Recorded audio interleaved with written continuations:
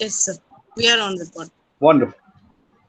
Now, to start off with, let me say, first of all, it's very nice to be talking to my students once again after such a long time, but at least so many days. The other thing is, you see, what I will be doing for you and with you is to look at T.S. Eliot as a literary critic.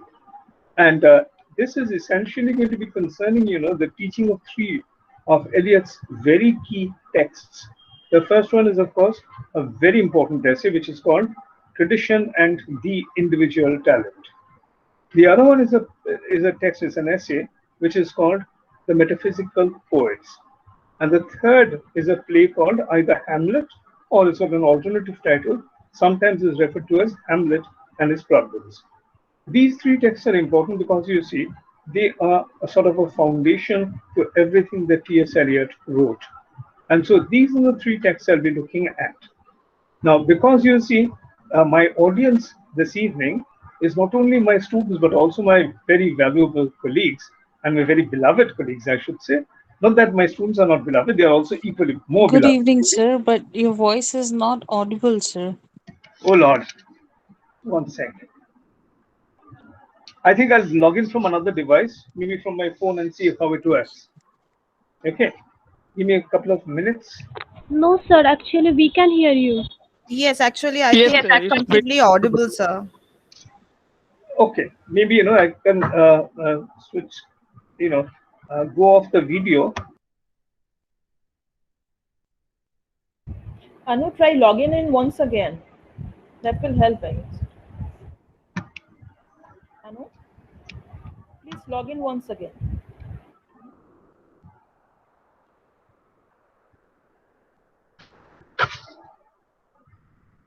Now can you hear me?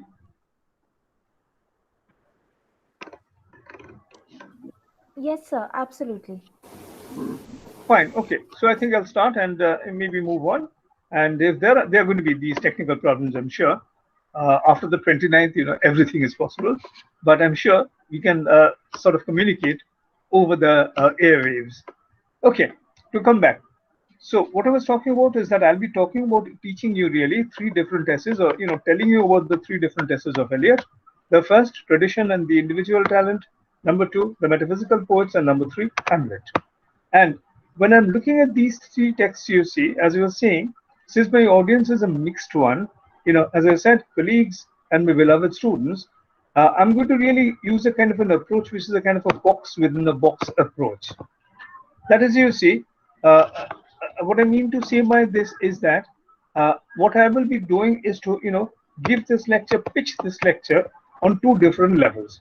One, essentially basic level for the students, and number two, contained outside that, surrounding that, a level which is slightly more high. Now, once again, students don't get scared of that, because you see, in English literature, there's hardly anything that is difficult. In fact, you see, when you say that something is difficult, what do you really mean? What you mean is that you did not understand it. So you see, if you understand something, then that particular thing is no longer difficult. Okay? And that is exactly what I'm going to try and do to you today, because I will be looking at Eliot's criticism particularly, and try to explain things as I go along. Now, as usual, as you all know, if you have any problems, please don't hesitate to stop me and to ask me what problem you are facing. Because since this is a virtual class and I can't see you face to face, I can't see your expressions, and so I won't be able to understand how much you're understanding, not understanding, part understanding, and so on. So once again, as usual, stop me, ask me questions, okay, right in the middle of a sentence if you want to, and I won't mind at all. Right? Okay. Now, to start off with, T.S. Eliot. The way I'm going to look at T.S. Eliot is from the standpoint of literary criticism. Now, our students, particularly our PG and maybe one or two MA, UG students who may be here, let me explain what literary criticism is all about. Literary criticism essentially is a kind of talking about literature, and more importantly, literary criticism is also a kind of an evaluation of literature. So you see, every time you read a work of literature, and that work of literature moves you or bores you, fascinates you or exasperates you, whatever, what you're doing whenever you are putting into words your reaction, whether you liked it, whether you hated it, what have you, every time you're doing that, you are serving as a literary critic. Okay, so you see your response to literature, that is essentially literary criticism. Now, when did literary criticism start? It started some thousands of years back, essentially with a philosopher called Plato. And Plato wrote a book called The Republic, in which, among other things, he also talks about the role of literature in society, in the world around us, and so and so. So you can say that Plato, in the Western intellectual tradition at least, you can say that Plato is the first important literary critic because he talks about literature, he talks about the importance of literature, and so and so. Now, after Plato, the next important person, a philosopher really, to talk about literature, and so therefore, a very important literary critic is a man called Aristotle. Aristotle, I'm sure you know, wrote on a number of subjects. He wrote on human psychology in a book called De Anima. He wrote about physics. He wrote about rhetoric. He wrote about literature. And the work of literature is a work that MA students have already read, I'm sure. It's a work called the Poetics. And here, Aristotle is talking about three different forms of literature in those days. And these three different forms of literature were, of course, in drama, tragedy and comedy, and the epic, and also the lyric in a shorter way. So you see, Aristotle talks about literature, talks about epic, talks about drama, talks about, if you want, theater, and so and so. And so once again, Aristotle is the next very famous literary critic. Okay? So whenever people talk about literature, whenever people discuss literature, whenever people theorize literature, all this is literary criticism. In a sense, you see, and I'm not flattering you, but this is quite true. In a sense, you see, when you write a critical appreciation of a poem, when you write an answer in an examination script about any text that you have read, once again, what are you doing? You're doing literary criticism once again. So in other words, you see, all of us into literature, all of us who read literature, all of us who love literature, and all of us, who think about literature, all of us are literary critics, whether you like it or not. Okay? Now, let me add at this point, that in the late 20th century, from the 1970s onwards, actually, there was a new kind of a attitude, a new kind of a perception of literature, which is now called theory. Theory with a capital T. Now, what is this theory all about? Once again, you see, theory is not only about literature. Theory is also something which is centrally important in the social sciences, in, say, political science, in history, and a lot of other anthropology, archaeology nowadays, and a lot of other fields. Now, theory actually is rather similar to literary criticism, but it's slightly different as well. Because you see, when you talk about theory, theory is all about something, about frames of reference, if you want, the ways you look at texts, the ways you look at events around you, which are also texts. Theory is a kind of a method of approaching the reality around us and trying to come to terms with the reality around us from the perspectives which originated in linguistics. So you see, theory essentially is linguistics based. It proceeds out of linguistics. Now, I won't go into theory today. Maybe, and as MB and a few other of your professors have been insisting, one day I'll be talking to you about theory, what theory is all about, and, things like that. What, for example, is postmodernism, post-structuralism, post-colonialism, all the posts that you hear about. Okay, so one day maybe I'll be talking about that some other Saturday evening. But today I'll be talking about, as I said, T.S. Eliot's literary criticism. When you look at an author, when you look at a novelist, there are many methods by which we, study him or her, many ways in which we sort of appreciate the critical works that these people have written. What are these ways? Number one, there's a so-called historical methodology.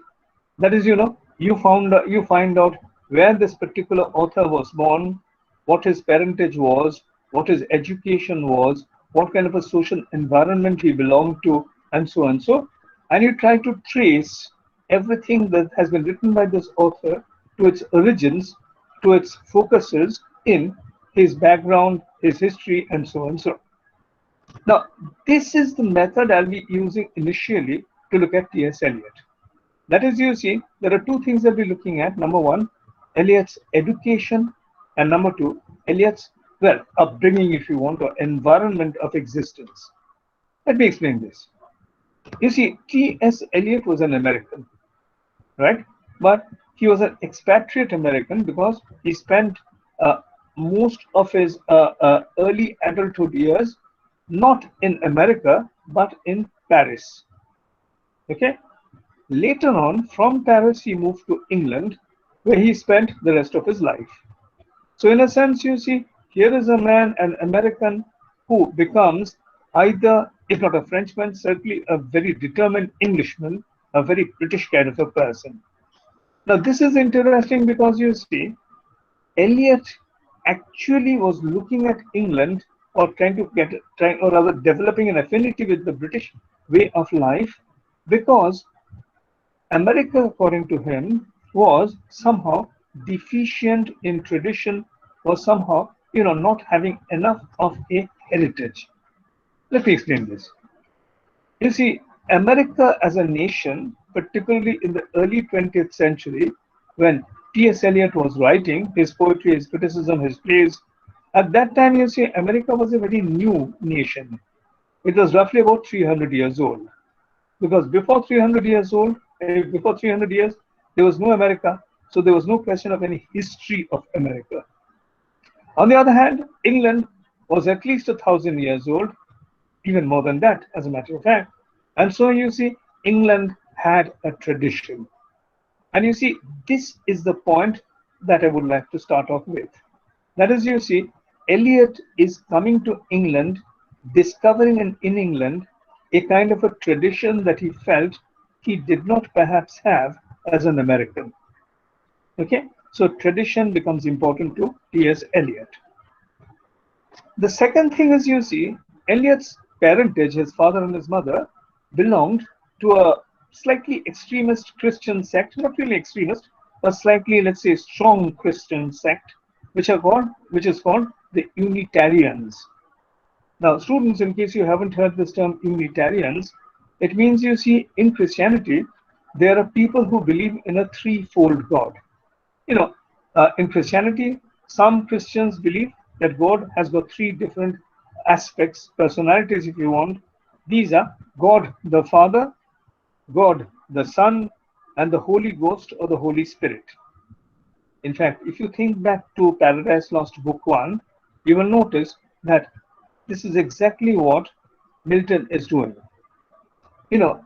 When he writes his famous invocation, the invocation is written to the Holy Spirit.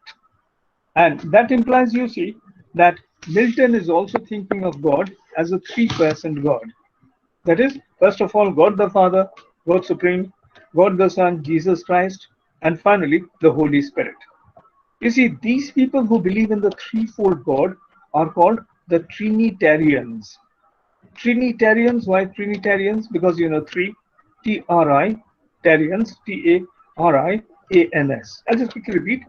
T-R-I, Tree, N-I-T-I, Trinitarians, T-A-R-I-A-N-S. Okay, so the Trinitarians are people who believe in a threefold God. Now, apart from the Trinitarians, you see, there's another sect of Christians who believe in one single God. Not a three-person God, but one supreme, all-together God. Okay? And these people who believe in one God, not in the threefold God, are people who are called Unitarians. U-N-I, Tarians, T-A-R-I-A-N-S. So you see the Trinitarians and the Unitarians. And in America, you see, there's a very strong Unitarian movement. And these people, the Unitarians in America, were actually people who are very, very orthodox, very, very rigid, let us say. People who believed in, very strict ethical principles, strict moral principles. And T.S. Eliot was brought up in such a family, right?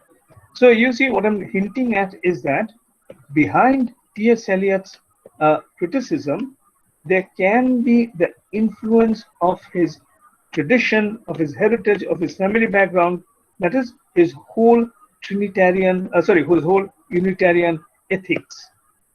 Okay, number one. Number two, if you look at T.S. Eliot's education, I'm sure you know he went to one of the most important universities in the world, in the modern world, which was Harvard.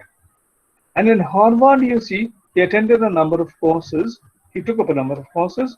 And these courses are important because you see, he was introduced to the theorizations of some very important teachers in Harvard University at that time. Two people in particular have to be mentioned. One, there was a man who later on would write a book which is called Rousseau and Romanticism. And the name of the author of this book, the teacher of T.S. Eliot, was Irving Babbitt. Irving Babbitt, how do you spell it? I-R-V-I-N-G, Irving Babbitt, B-A-B-B-I-T. Now, Irving Babbitt was obviously a very great teacher and certainly a very great influence on T.S. Eliot, at least in the early part of his career, in his early part of his thought. And in fact, you see, whenever T.S. Eliot used to write, even later on, when he used to write to Irving Babbitt, his letters, he would start by saying, "Dear Master." In other words, you see, he is acknowledging his intellectual debt to his teacher, Irving Babbitt. Now, what kind of a person was this man, Irving Babbitt? Irving Babbitt belonged to what we now call the New Humanist School in American philosophy. Now, let me explain this. First of all, you see, number one is, no, don't get scared with all this information, because I'll be coming to the essays soon enough. But as I was saying, you see, the New Humanists were people who were inspired essentially by Matthew Arnold. And these people were really talking about the importance of, once again, discipline, order, proportion. They were talking about the importance of following rules and regulations, and they were against the ethics of America, which is of course very progressive. Let me explain this a bit.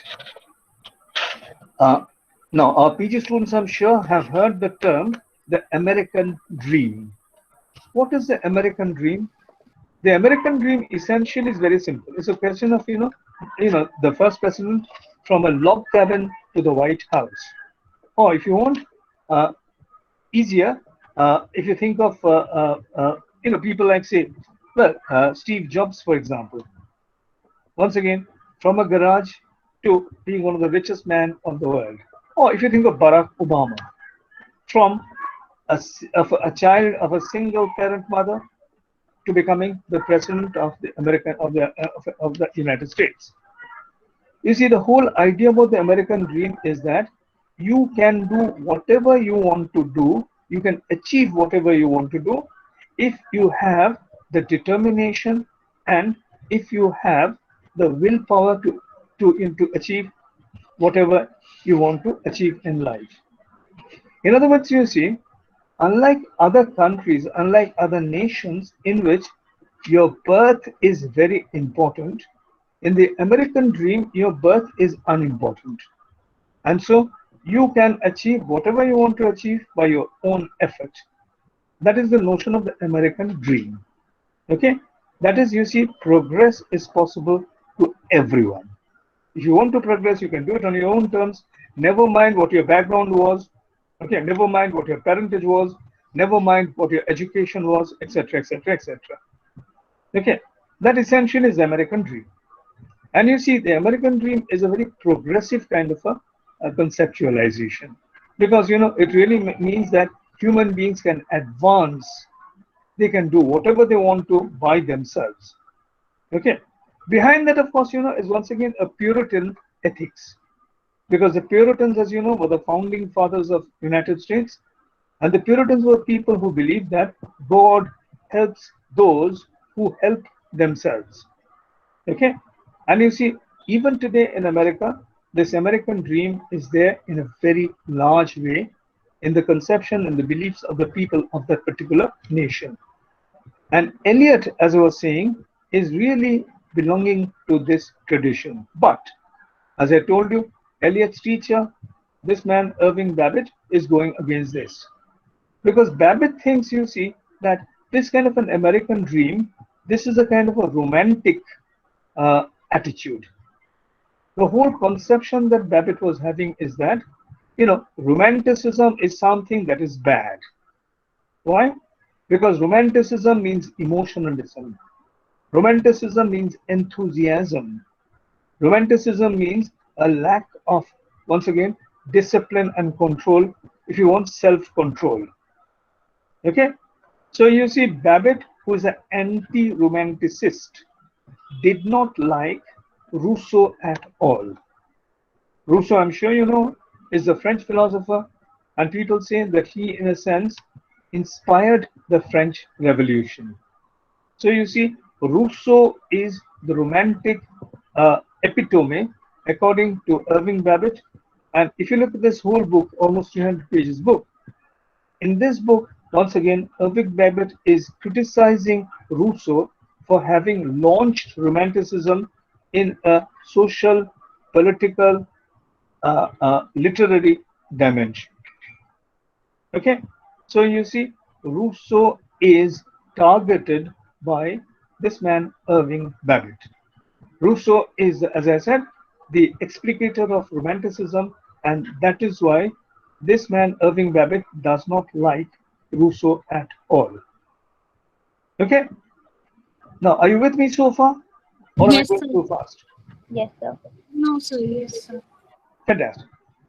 So you see, Rousseau and Romanticism. Against Rousseau, you have Eliot's teacher, this man called Irving Babbitt.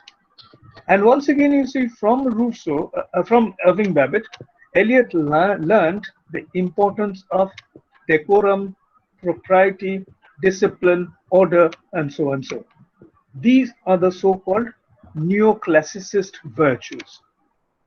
No, neoclassicist. Sounds very difficult to some of our students, I'm sure. But once again, it's easy. What is neoclassicism? Neoclassicism means following the principles and the perspectives which had originally been offered by T.S.Eliot, offered by Aristotle and his later followers. So you see, if you say that the writing of literature should not be spontaneous, but rather the writing of literature should be a matter of discipline, then you are a neoclassicist. On the other hand, if you say, like Wordsworth, poetry is a spontaneous overflow of powerful feelings, once again, you are being romantic. Why? Because you see, there are two different ways of looking at literature in these two statements. Where Wordsworth is saying that literature is spontaneous, the neoclassicists or the classicists would say that literature is not a matter of spontaneity, but a matter of art, a matter of, learning how to write. Now, let me explain this just a bit. Actually, you see, this has been seen in different terms.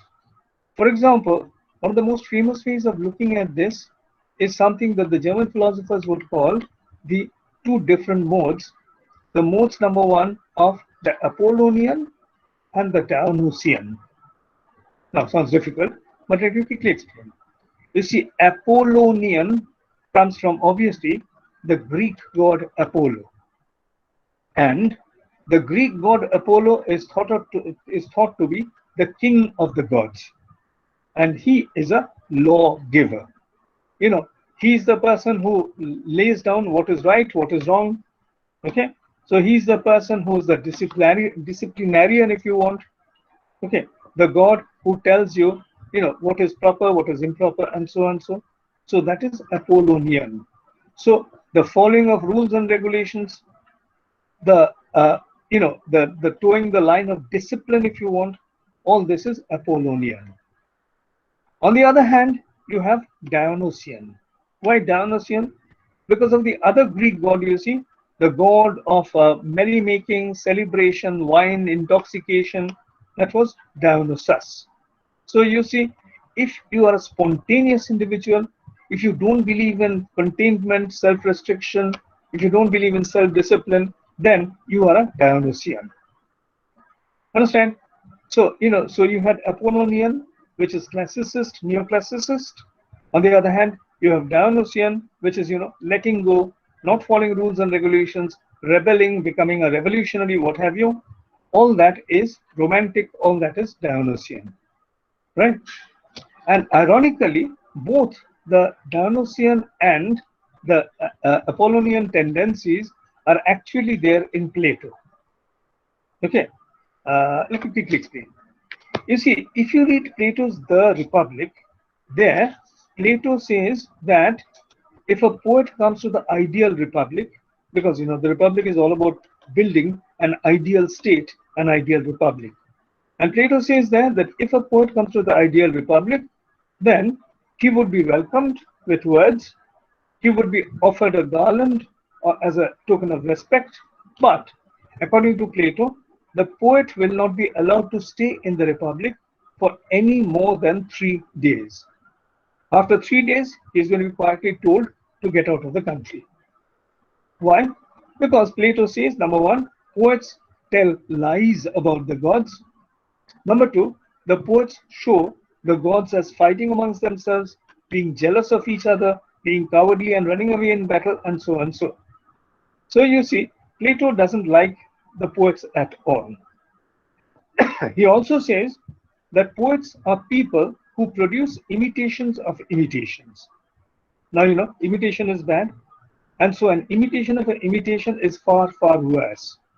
And because of this, Plato is saying that poets who are imitators of imitations, they should be banished from the Republic. Now, when Plato is saying all these things against poets and poetry, he is actually being very Apollonian. Because he says, you see, that poets are wild, poets are people who don't really follow rules and regulations and so and so. And so they should not be allowed entry for any length of time in the ideal republic. On the contrary, there's another Plato, a Plato who wrote works like, say, Ion, Phaedrus, Timaeus, dialogues like that. In these dialogues, take Ion, for example. How do you spell it? I-O-N is Ion. Ion is actually the name of the person that Socrates, in Plato's dialogue, is talking to. Because, in Plato, one of the speakers is this man Socrates, Plato's guru, and the other person is some other man that he's talking to, having a conversation with, having a dialogue with. And because of this conversation, because of this dialogue, Plato's philosophical texts are called the Dialogues of Plato. And in any case, let's come back to what I was saying. So Ion is this man, and he is a rhapsodist. A rhapsodist is, is a man who goes about singing songs. Okay, and Ion is a rhapsodist. Ion, incidentally, is also completely illiterate. And so Socrates asked him that, Ion, you're illiterate, so how can you compose these beautiful songs that you sing before your audiences? I mean, if you're illiterate, you can neither write or read. So how do you compose these songs? And Ion says, I don't know, because sometimes when the spirit seizes me, I can say these words without knowing where they come from. In other words, you see, Ion is saying, I'm inspired. And when I get inspired, I can sing these songs. And Socrates says, you're perfectly right. The thing is, you are not speaking, the muses are speaking through you. You become a kind of a medium through which the muses are expressing themselves. And so Plato says that poetry, the origin of poetry, is something which is divine, something which is heavenly, something that comes directly from the muses. Now, notice the contradiction. In Ion, Plato is saying that the origin of poetry is divine inspiration. It comes from the gods, it comes from the muses. Okay? Now, if you say that poetry's origination, the starting point of poetry, is divine inspiration, then can you say that poetry is bad? Not really. I mean, after all, if it's the gods who are speaking through you, how can you say this is bad? On the contrary, when Plato is talking about in the Republic, he says poetry is bad, poets are bad. Now, so you see there are two Platos. One Plato who's sympathetic towards poetry, and the other Plato who doesn't like poetry at all. Okay, and this is a contradiction. Later on, this contradiction will become two different schools of criticism. The first school of criticism is, as I said, the Romantic school, or this is the second really. It is the Romantic school, which says that poetry is inspiration. Once again, spontaneous overflow of powerful feelings in Wordsworth's words. And number two, on the contrary, or number one, as I said, on the contrary, you have the idea that poetry is a matter not of spontaneity, but of discipline, of learning. Let me quickly explain this. You see, this really goes back to the 16th century, Ben Jonson, let's say. Okay, one of Ben Jonson's children, a boy, died when he was barely 4 years old. And Ben Jonson wrote the epitaph on the grave of this small boy, on the tombstone of this small boy. And the words are, "Here lies Ben Jonson, his best piece of work," which is a lovely, way to say that my child is my greatest achievement. Now, that's one. Here, when Ben Jonson is saying this, you see, my greatest piece of work, what he's suggesting is that, the child is a kind of a spontaneous expression of his own innate creativity. I'll come to this a little later, but look at the other opposite example that I want to give you. This is by a man called George Puttenham. George Puttenham, incidentally, was one of the first literary critics in England. And Puttenham says that if you want to write a poem, you must first learn how to write a poem. That is, Puttenham says, in fact, the example that he's giving is the example of a man learning how to ride a horse. Anyone can learn how to ride a horse. And so you see, it just requires effort and just requires knowing the technique of riding a horse. Okay. And Puttenham says writing poetry is learning how to ride a horse. So anyone can do it. It's a technique that you must learn. And once you have learned the technique of writing poetry, you can write poems on any particular subject, any particular topic you want to. For example, Puttenham says, if you learn how to write poetry, you can write a poem praising the Queen and get a promotion. You can write a poem, celebrating your beloved and getting affection in return, and so and so. So according to Puttenham, poetry is very utilitarian, and the writing of poetry is a technique that can be learned. Now, what is technique? Technique actually means following of rules and regulations, isn't it? You learn what to do, you learn what not to do, you learn how to do it, you learn how not to do it, and so and so. So you see, when Puttenham is saying this, he is writing as a neoclassicist. Because you see, neoclassicists say exactly the same thing, that literature should be a matter of following rules and regulations, of following order, proportion, decorum, discipline, and so and so. And on the other hand, as I said, Ben Jonson, he is representing romanticism. That is, once again, Wordsworth's spontaneous overflow of powerful feeling. Understand? So you see, there are two different schools of criticism. In fact, there are three schools of criticism, to which I'll quickly briefly come to by asking you, I'm going to ask you to imagine something. No, nothing very difficult. I'm going to ask you to imagine a triangle. Can you do it? Of course you can. Now, how many apexes or how many points does a triangle have? Obviously 3 points. One on top, one on the left, one on the right.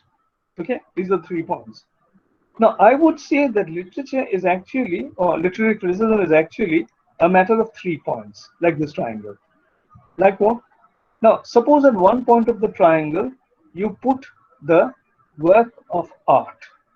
Okay, so the poem, the play, whatever text you want to, that is at one point. At a second point, you put the author, the writer, the composer of that particular work of art. Okay.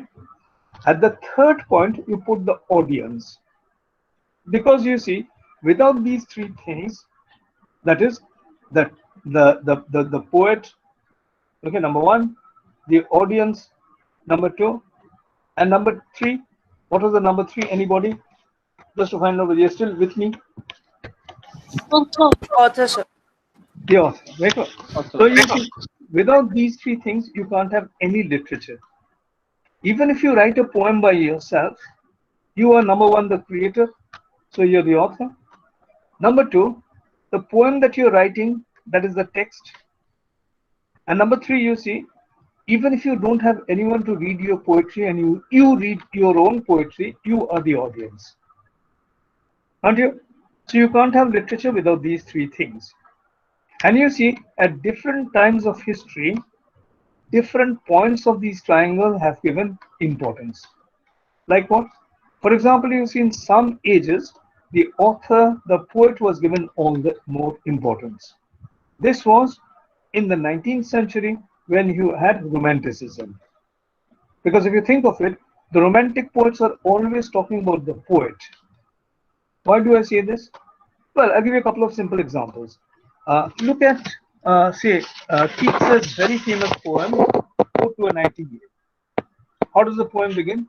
It begins, my heart aches, and a drowsy numbness pains my sense as though hemlock I had drunk.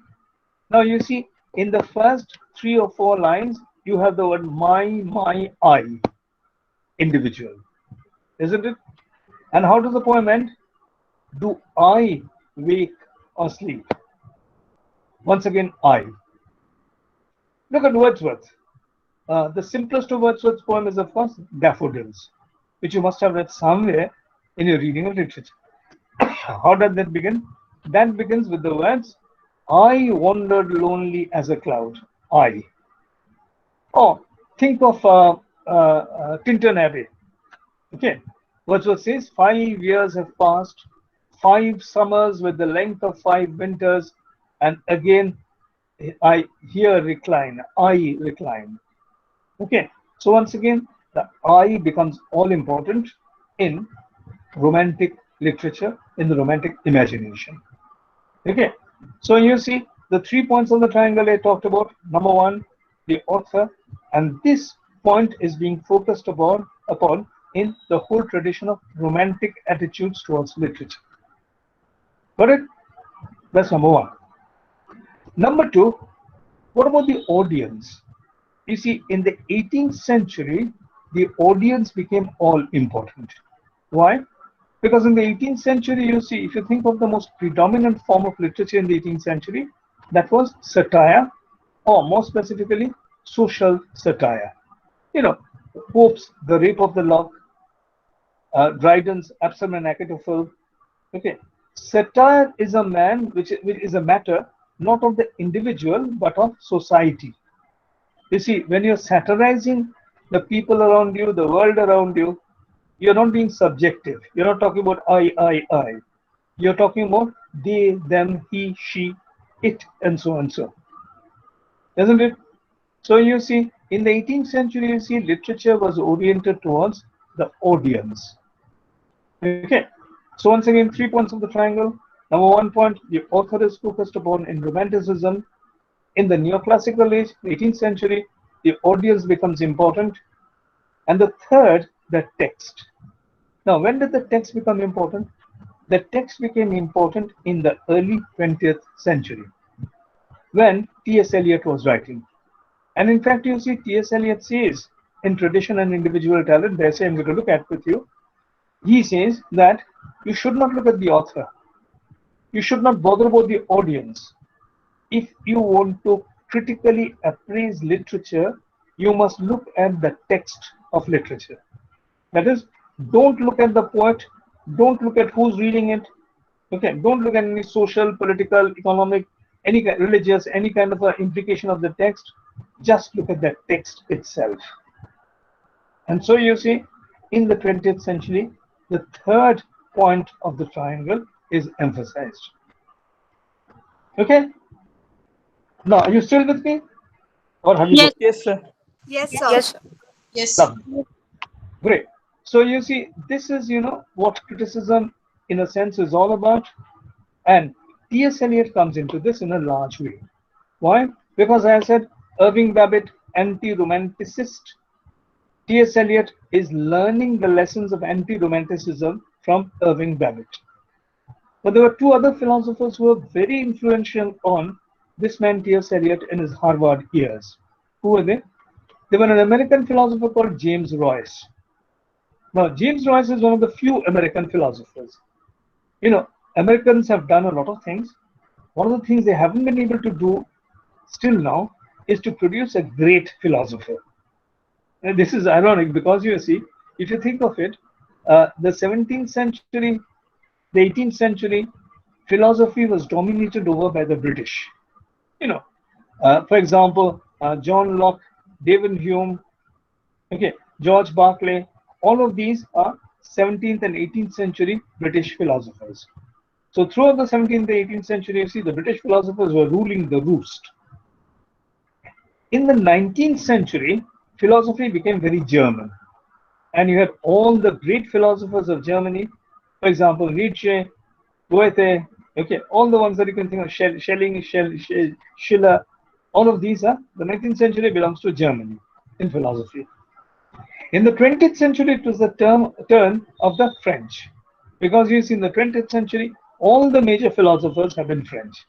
Jacques Derrida, Roland Barthes, okay, Lucy Rigari, if you're thinking of the French feminist philosophies or philosophers, okay, Hélène Cixous, all of these people are French. So in the 20th century, you see, all the philosophers, the great philosophers were French. Now, nowhere for 400 plus years did the Americans figure in philosophy. One reason can be that, you know, the Americans are not very speculative people. They're not really thinkers. Okay. They're very good at taking thoughts from other people and using them. They're very good technologists, if you want, but they're not really very, you know, creatively intellectual people. But once again, this man, Royce, was one of the early American philosophers. And once again, he was a traditionalist, conservative, if you want. And from him, Eliot learned the lessons of conservatism. That is anti-romanticism. Okay. So, Irving Babbitt, Royce. The third person, the philosopher, a British philosopher incidentally, who influenced T.S. Eliot very much was a man called F.H. Bradley. F.H. Bradley was the brother of A.C. Bradley. A.C. Bradley, I'm sure you know, wrote this magnificent work called Of Shakespeare Criticism. It's called Shakespearean Tragedy. So you see, F.H. Bradley, A.C. Bradley's brother, he was a philosopher. And T.S. Eliot's doctoral thesis, his PhD thesis, was on the philosophy of F.H. Bradley. Okay. Now, what Bradley was really talking about were notions that you cannot really understand the world around us because everything is chaotic. Now, I'm, you know, not only oversimplifying, I'm ridiculously oversimplifying, but this is essentially what F.H. Bradley said in his philosophical works. The whole idea is the world is chaotic. Okay, there's no proper order, proportion, harmony in the world. Everything is chaotic. Okay, and so if you want to make sense of the world, it is doubly difficult because there's nothing you can hold on to, no way you can look at things. Okay, so Eliot, F.H. Bradley, once again, the notions of chaos, the lack of order, the lack of proportion. Which is why you see to him, order, proportion, harmony, decorum, all these terms became all the more important. And in fact, I'm sure you know that at one point in one of his essays, Eliot said something very significant. He said about himself, and these are the words of Eliot, he said, I am a royalist in politics, a classicist in literature. Okay, once again, a royalist in politics and a classicist in literature. In other words, you see, and he also says, I'm an Anglo-Catholic in religion. Now, once again, seeing all these things, you see, referring to religion, I'm an Anglo-Catholic in religion.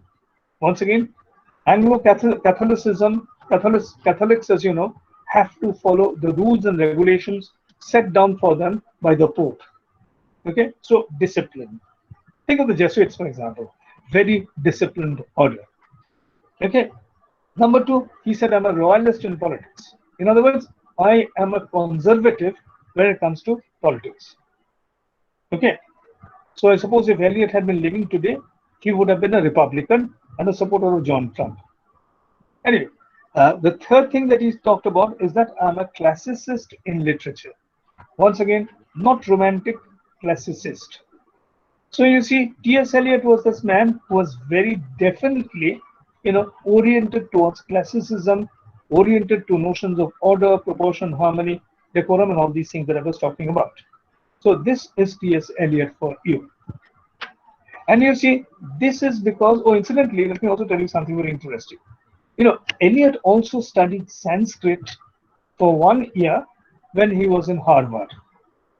Okay. And later on, he wrote a book which is called After Strange Gods.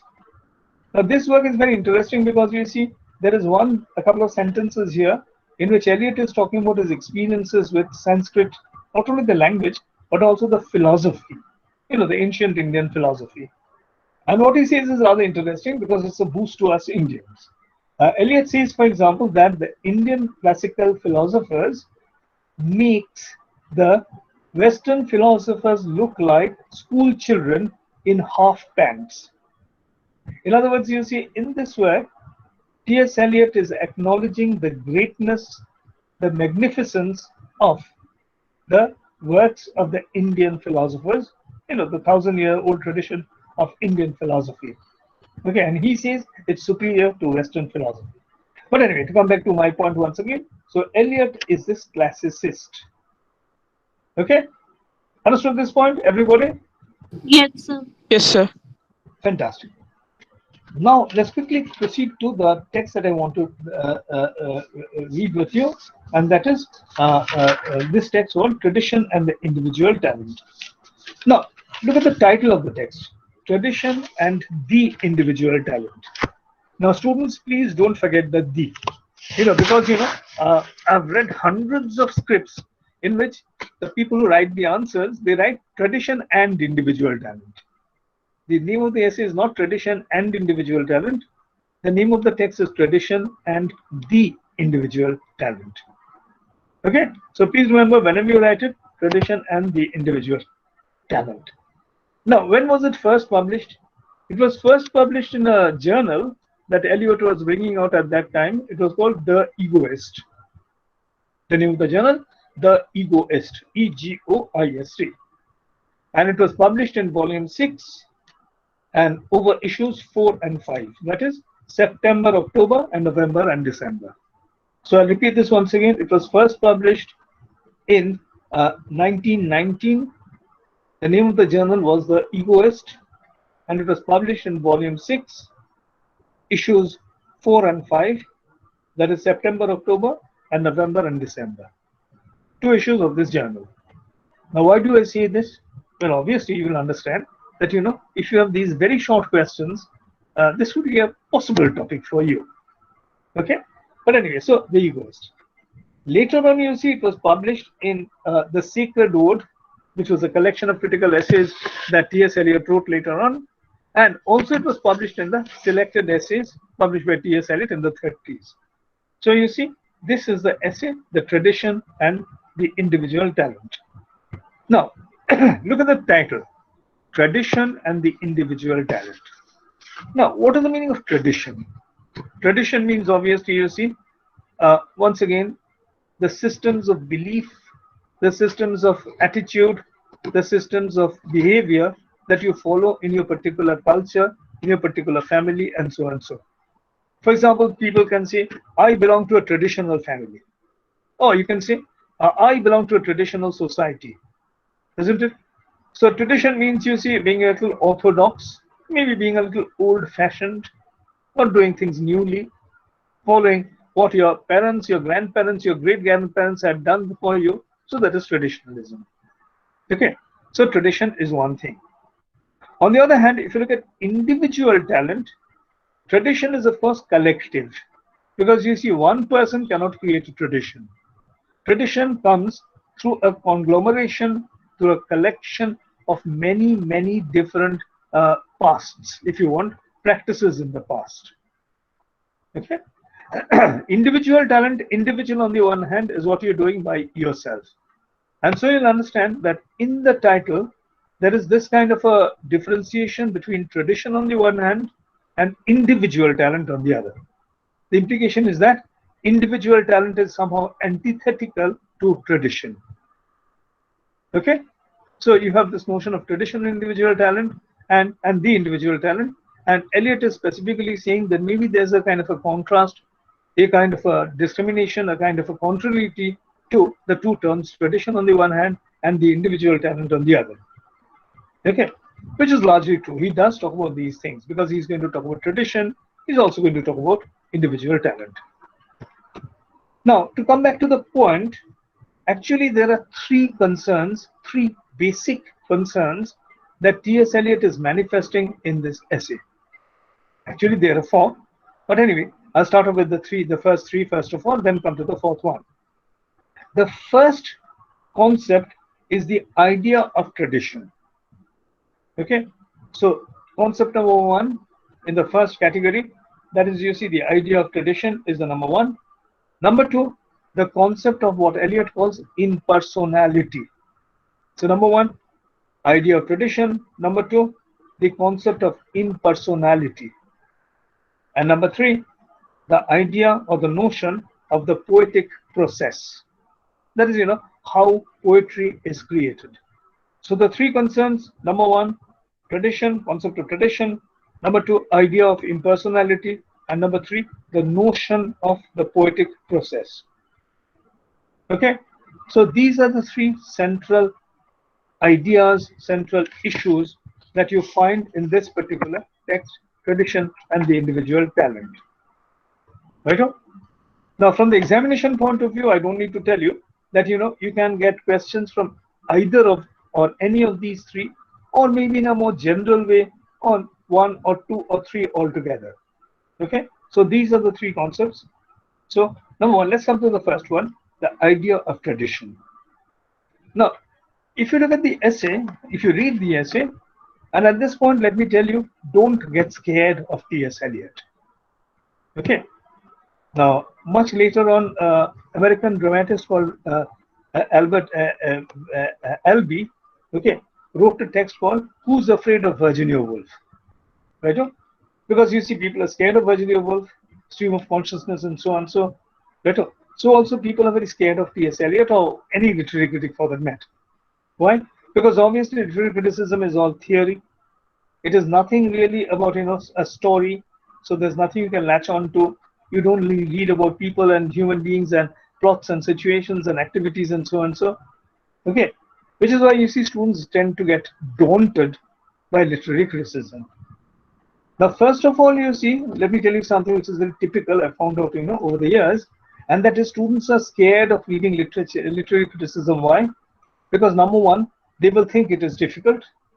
Number two, they think I will not understand what I am reading. And number three, even if they understand what they are reading, they tell themselves it can't be so easy. Now, all three are myths.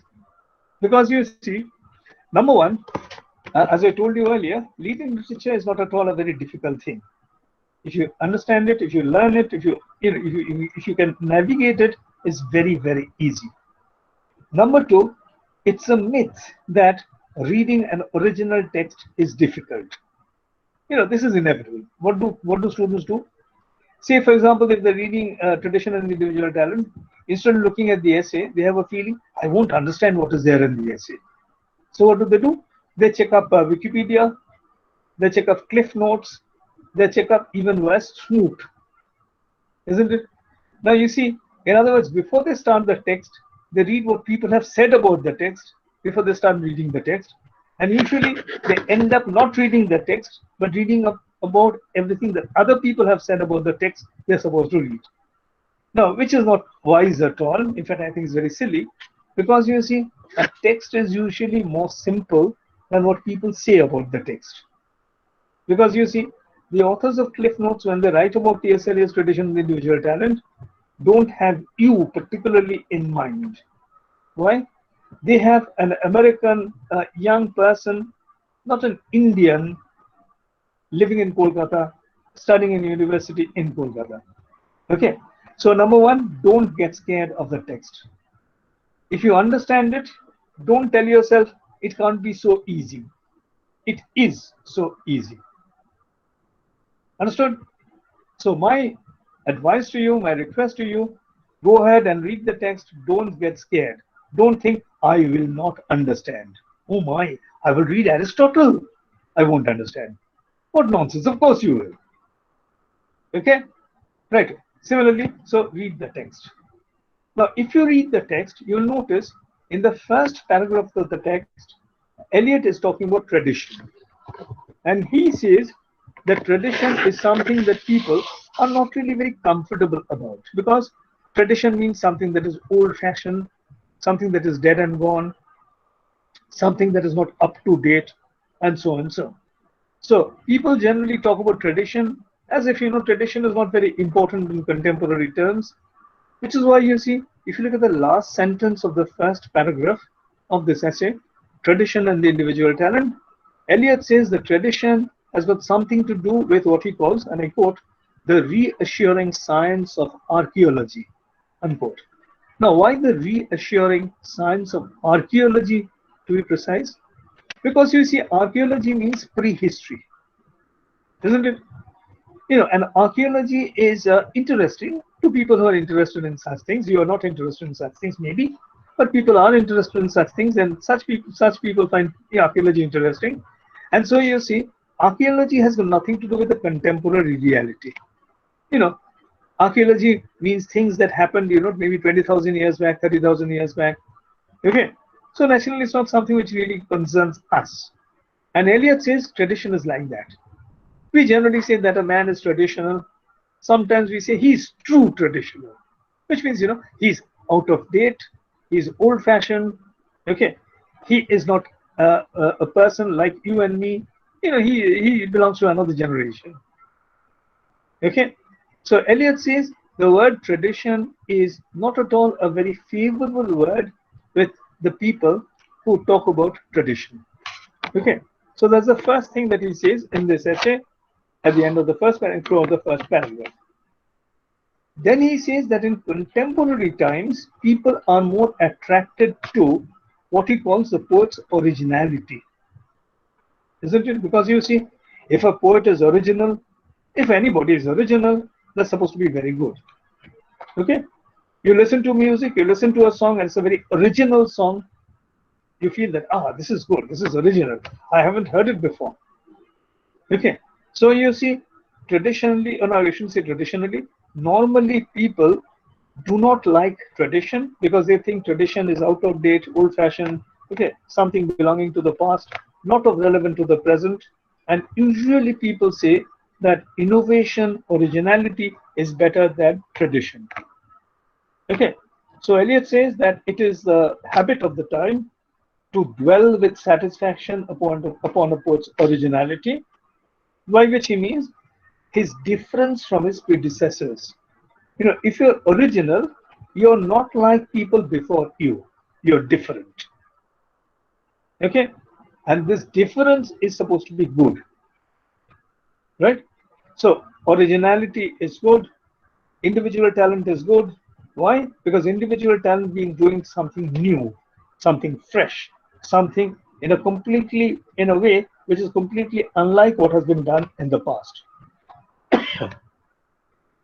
After saying this, Eliot says, but the reality is that sometimes the best parts of a poet's work, the best things that a poet does, they may be those things in which the dead poets, his predecessors, exert or assert their immortality most vigorously.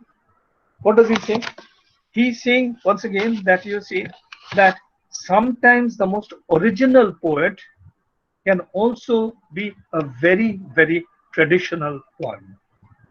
In fact, he says that paradoxically, it is when you're being very original, it is just then that the past is speaking through you most vigorously. Okay? Now, this contradiction, this difference, if you want, this is what Eliot is going to talk about. He's going to say that tradition is not something which is dead and gone. Tradition is something that is living.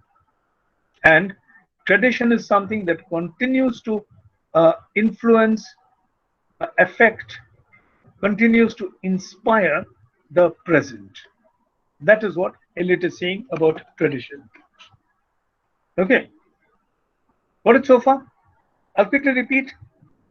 Essentially, Eliot is saying tradition is not all that is dead and gone. Rather, tradition is something that is living. Okay. And even when you're most individualistically talented, just at that point, you can be very traditional. Okay. So traditional speaks through you even when you are being apparently very untraditional, non-traditional, anti-tradition.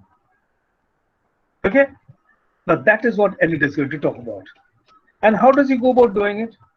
He says, number one, that tradition is not a matter of following or of imitating the past. Okay? He says tradition doesn't mean doing exactly what the poets of the past did. If you want to write poetry, you should not write poetry exactly in the way, say, William Wordsworth or Alfred Tennyson or Robert Browning or Shakespeare or Milton or whoever it is wrote poetry. So tradition is not a matter of imitating the past. Okay, so what is tradition? Here Eliot says something very interesting. He says that tradition involves what he calls the historical sense. Now this term is important, historical sense. What does he mean by this? He means it is a sense, and I'm quoting the words, it is a sense of the tradition as well as of the temporal and of the timeless and of the temporal together. Unquote. I'm sure you didn't understand a single word of what Eliot says. Am I right?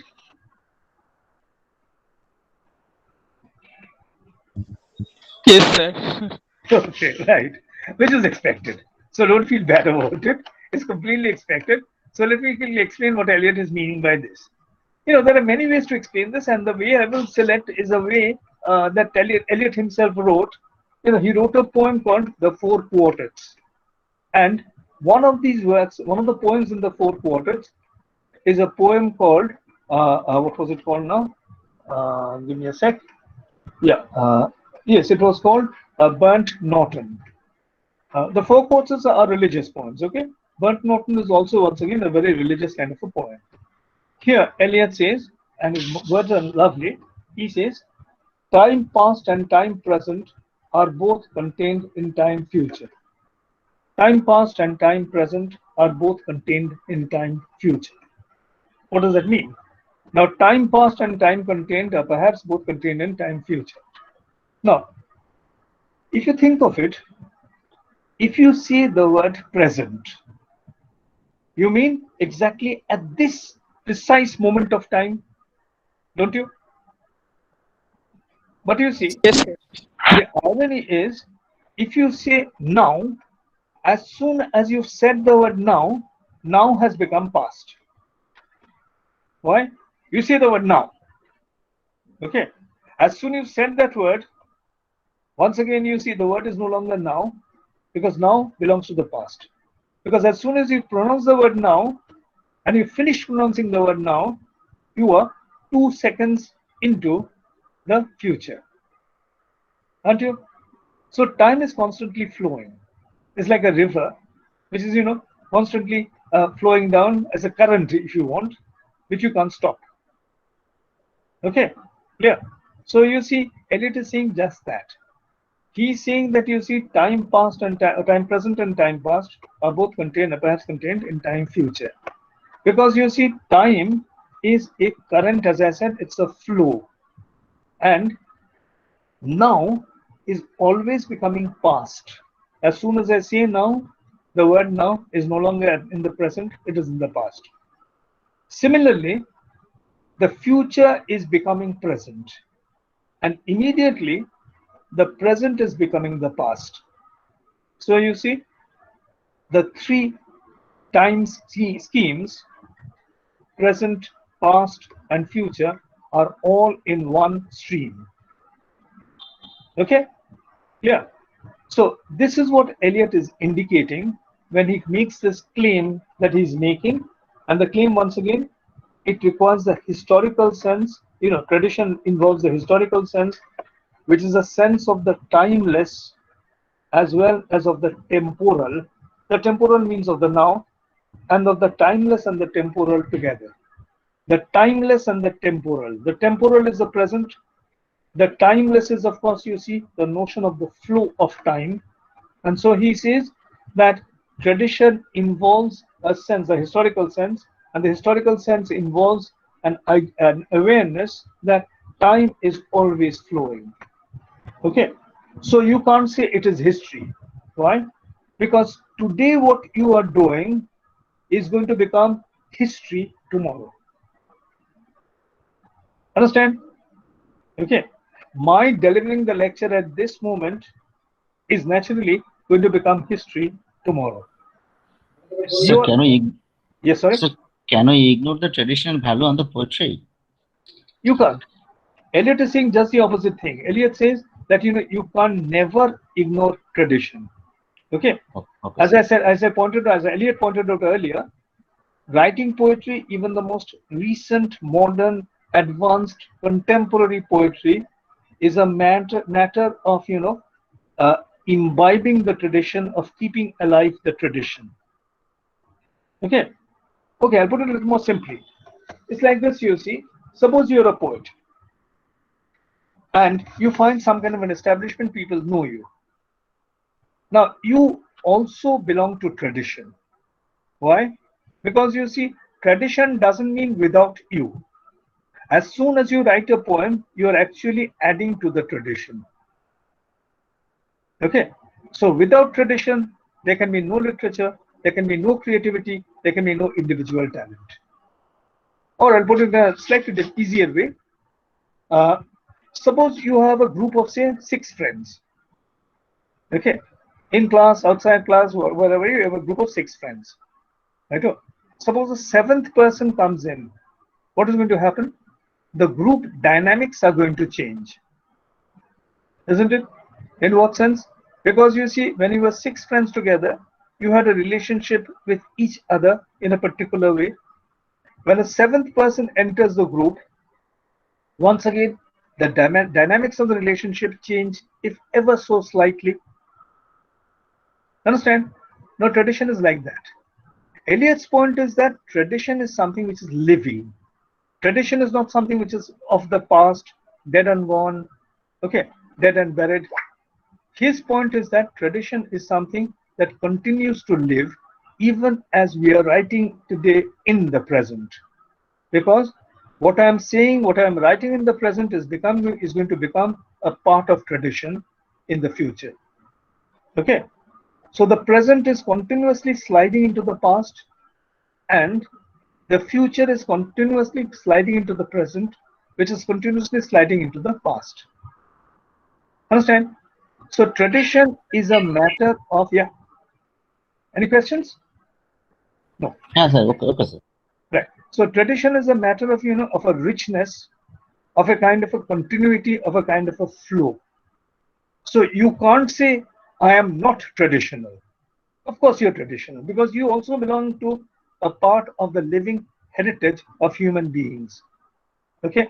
You write a poem, immediately you become part of the heritage of poetry. And so there's no way you can escape tradition, because you're part of tradition just as much the future poet is going to become a part of tradition after he or she has written his work of literature. Understand? Okay. So this is tradition according to T.S.Eliot. Now I'll use a third analogy to help you understand this. And the analogy is of a glass of water. Suppose you have a glass of water. Okay. And you put in some red paint into the water. What is going to happen? The water is going to turn red. Then suppose you take white paint and you put it in. What's going to happen? The color of the water is going to change to pink. Now suppose you put in some more colors, let's say yellow. What's going to happen? Possibly the color of the water is going to change into, say, orange. Okay, you put in blue, yellow, some other colors. Once again, the color of the water is going to change. Now, tradition is like that glass of water. Why? Because the more you are adding to it, the color is changing. In other words, tradition is not something past, not something fixed, not something of the past, not something which is dead and gone, but tradition is something that is constantly evolving, constantly changing. Understand? You write a new poem, you write a new play, you write a new essay, you write a new anything, short story, novel, whatever it is. As soon as you're writing it, you are contributing to tradition, and tradition is changing. Understand? Okay. So this is what Eliot means when he talks about tradition. Understanding so far, or will I explain in slightly different language? Yes, sir. Understood.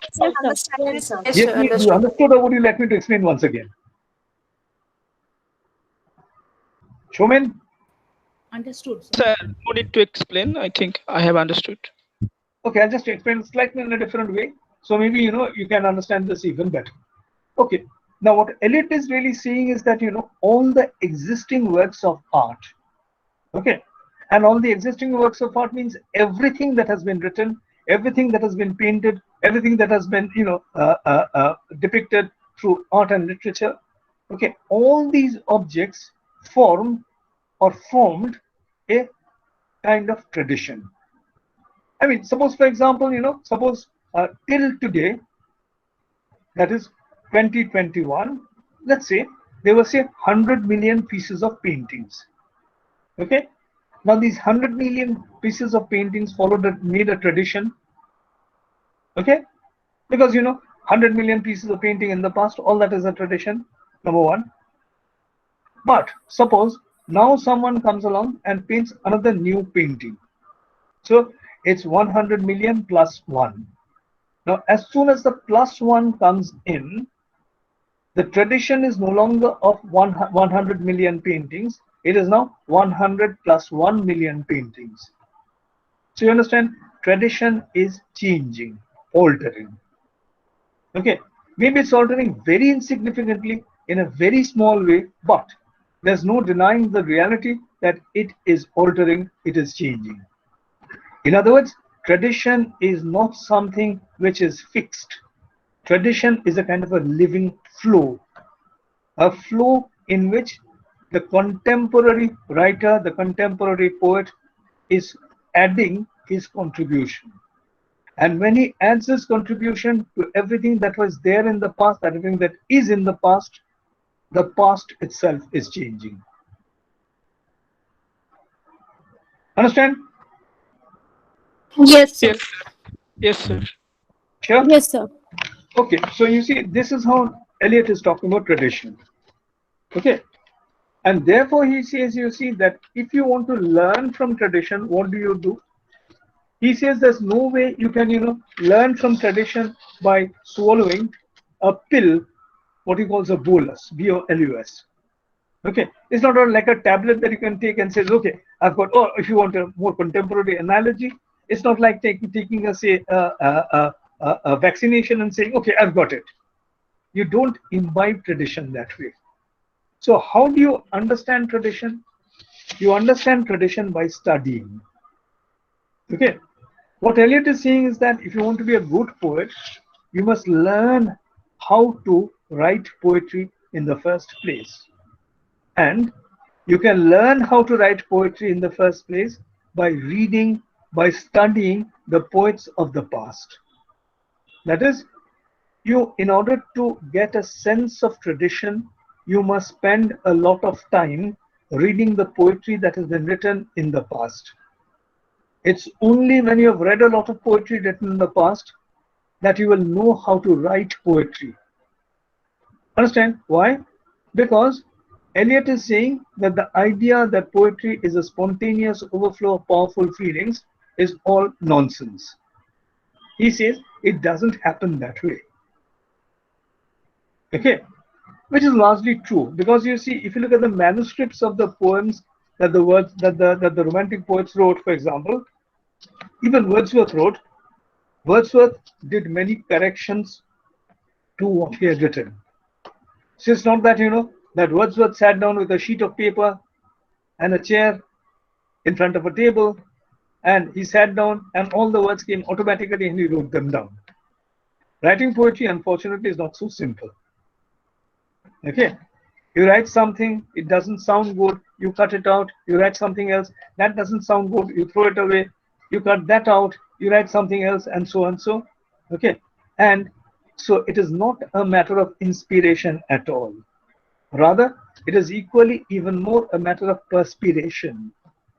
Okay, and Eliot says, if you want to learn how to write poetry, if you want to be a good, serious poet, you must learn from the tradition. Because unless you go to the tradition, you will not know what is good poetry, what is bad poetry. You won't know how to write good poetry. You won't know how to avoid writing bad poetry. That is tradition. That is the importance of tradition in literature, according to T.S.Eliot. Understand? Okay. So tradition is important. And anybody who would be a serious poet has to follow tradition, learn tradition. Okay. Of course, he says that, some people are more talented than others. He gives the example of William Shakespeare. William Shakespeare read only one history book in his life, or rather 2 or 3, not too many. Okay. When he wrote his Roman history plays, he read an English translation of a Latin work, which was Plutarch's Lives of the Eminent Greeks and Romans. Okay. Now this had been translated into English by a man called North, and this is the translated work that Shakespeare read.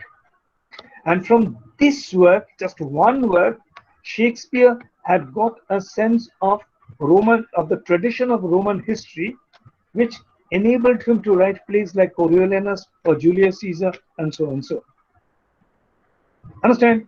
So he said that Shakespeare was a genius, and Shakespeare, by reading that one book, got enough education in history than an ordinary man would be able to get by spending one whole year in the British Museum. The British Museum is, of course, a library.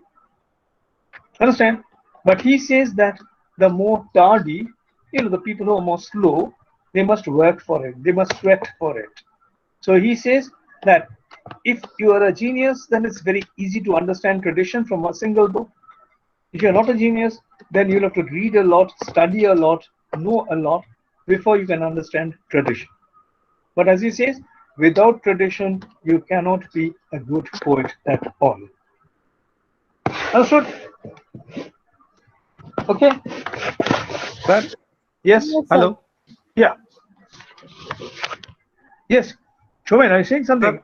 Oh, Pradeep. Yes. Sir, sir, I want to say something. Sir, that means, according to T.S.Eliot, if a person does not study or read the poetry of his predecessors or contemporaries, Yes. he can't be a great or good poet. Is it possible? Well, in a sense, yes. Because, okay, let me put it this way. You see, do you really think that poetry is a spontaneous overflow of powerful feelings? That, do you really think that, suppose you're in love with a girl and the girl ditches you, you feel very despondent for some time, okay, maybe 1 month, 2 months, 2 weeks, whatever it is, okay, do you think that out of your personal heartbreak, you can write a magnificent tragedy? Tell me, yes or no?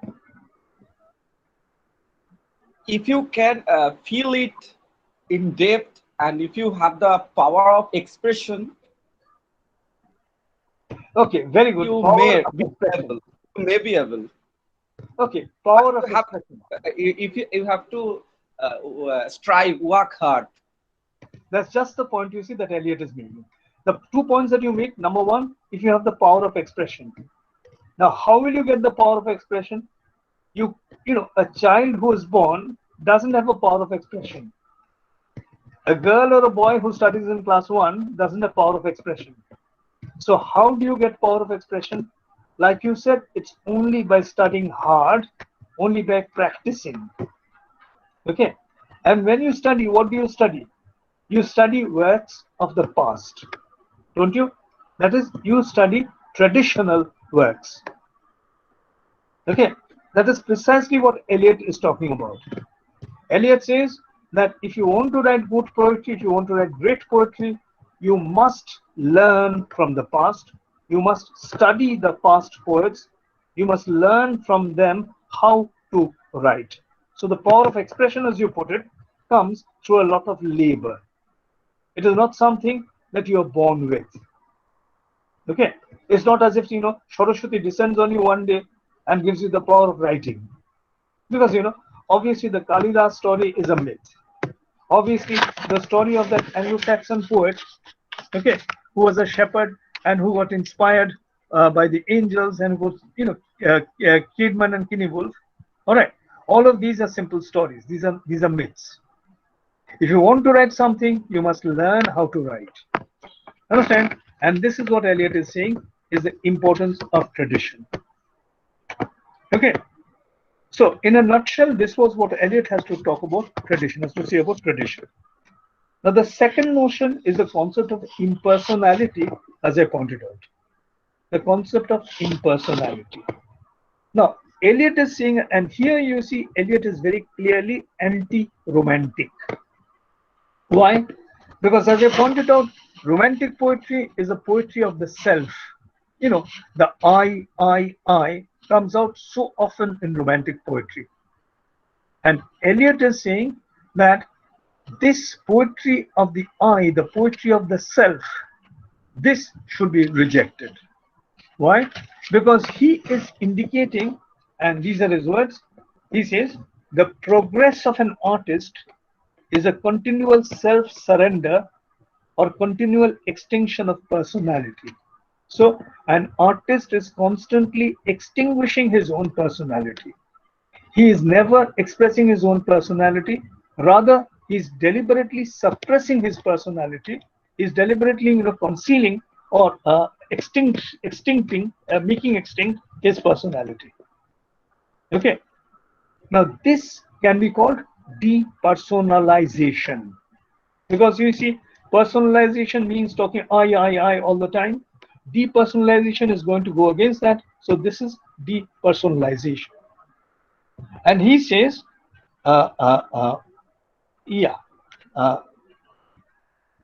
he says that, if you follow depersonalization, then art can approach the condition of science. Now, what does he mean by that? He means that, you see, art is not personal at all. Just as a scientist doesn't fall in love with, say, the bacteria or the viruses that he is studying, rather, the scientist is detached. Similarly, whenever the poet is writing something or creating something or conceptualizing something, he should not involve his own personality in doing this. Understand? So the poet should be depersonalized.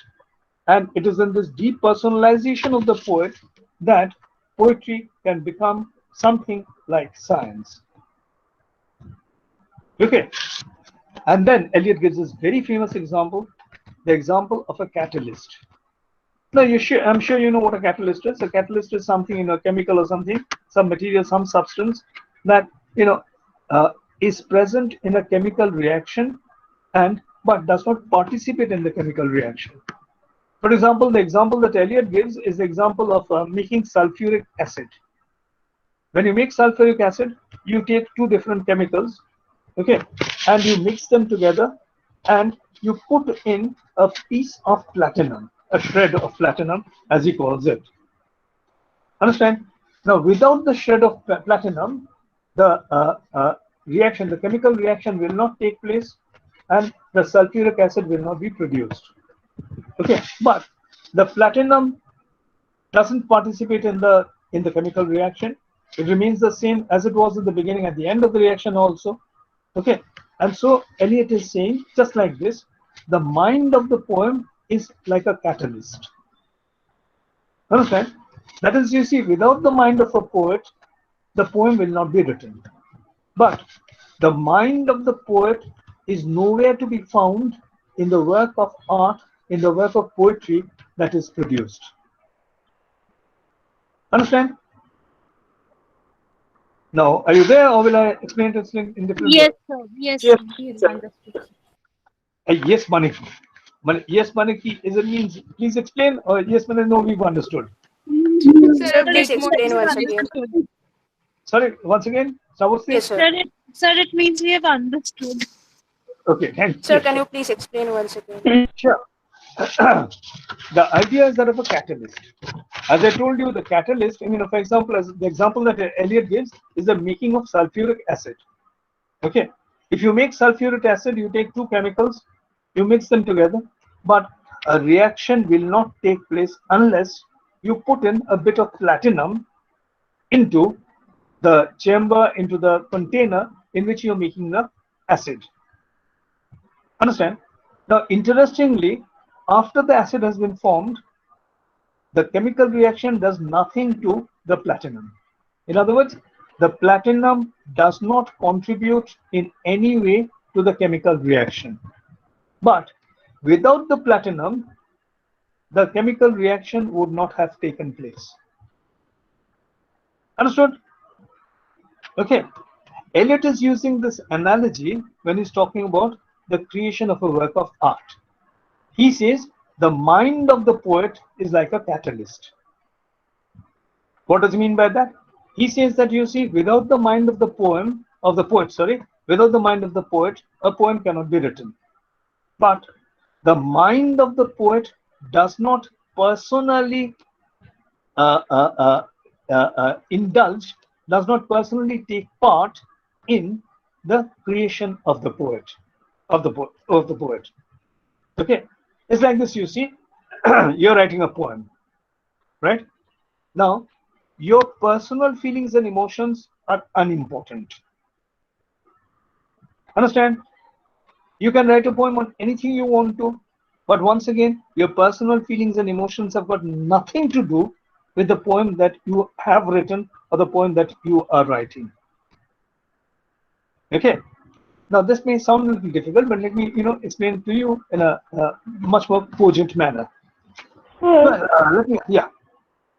sir, Yes. I just wanted to ask if this is possible humanly. If you are composing a text, is it possible for us to completely dissociate the identity of the self from the composition? Okay. Let me answer you with a question. The question is, suppose, okay, let me put it this way. Can you write a love poem without ever having fallen in love? No, I will have to experience it and then dissociate myself. Is that what? No, do you personally experience it? No, I don't necessarily have to personally experience it. Okay. If you don't personally experience it, then I think that answers your question, because you see, once again, your personal feelings and emotions are nowhere in your writing of the love poem. Yes, but if I have not experienced something, doesn't mean that I am not emotionally into that thing. Yes, I once can again, have, I can have like an emotion working towards that particular issue. Absolutely right. But Eliot's point is that it's not, you don't have to be personally involved. Okay. Or let me put it in another way. It's like this. You see, suppose someone says, no, you can't write love poetry unless you know what love is. And knowing love is being personally falling in love.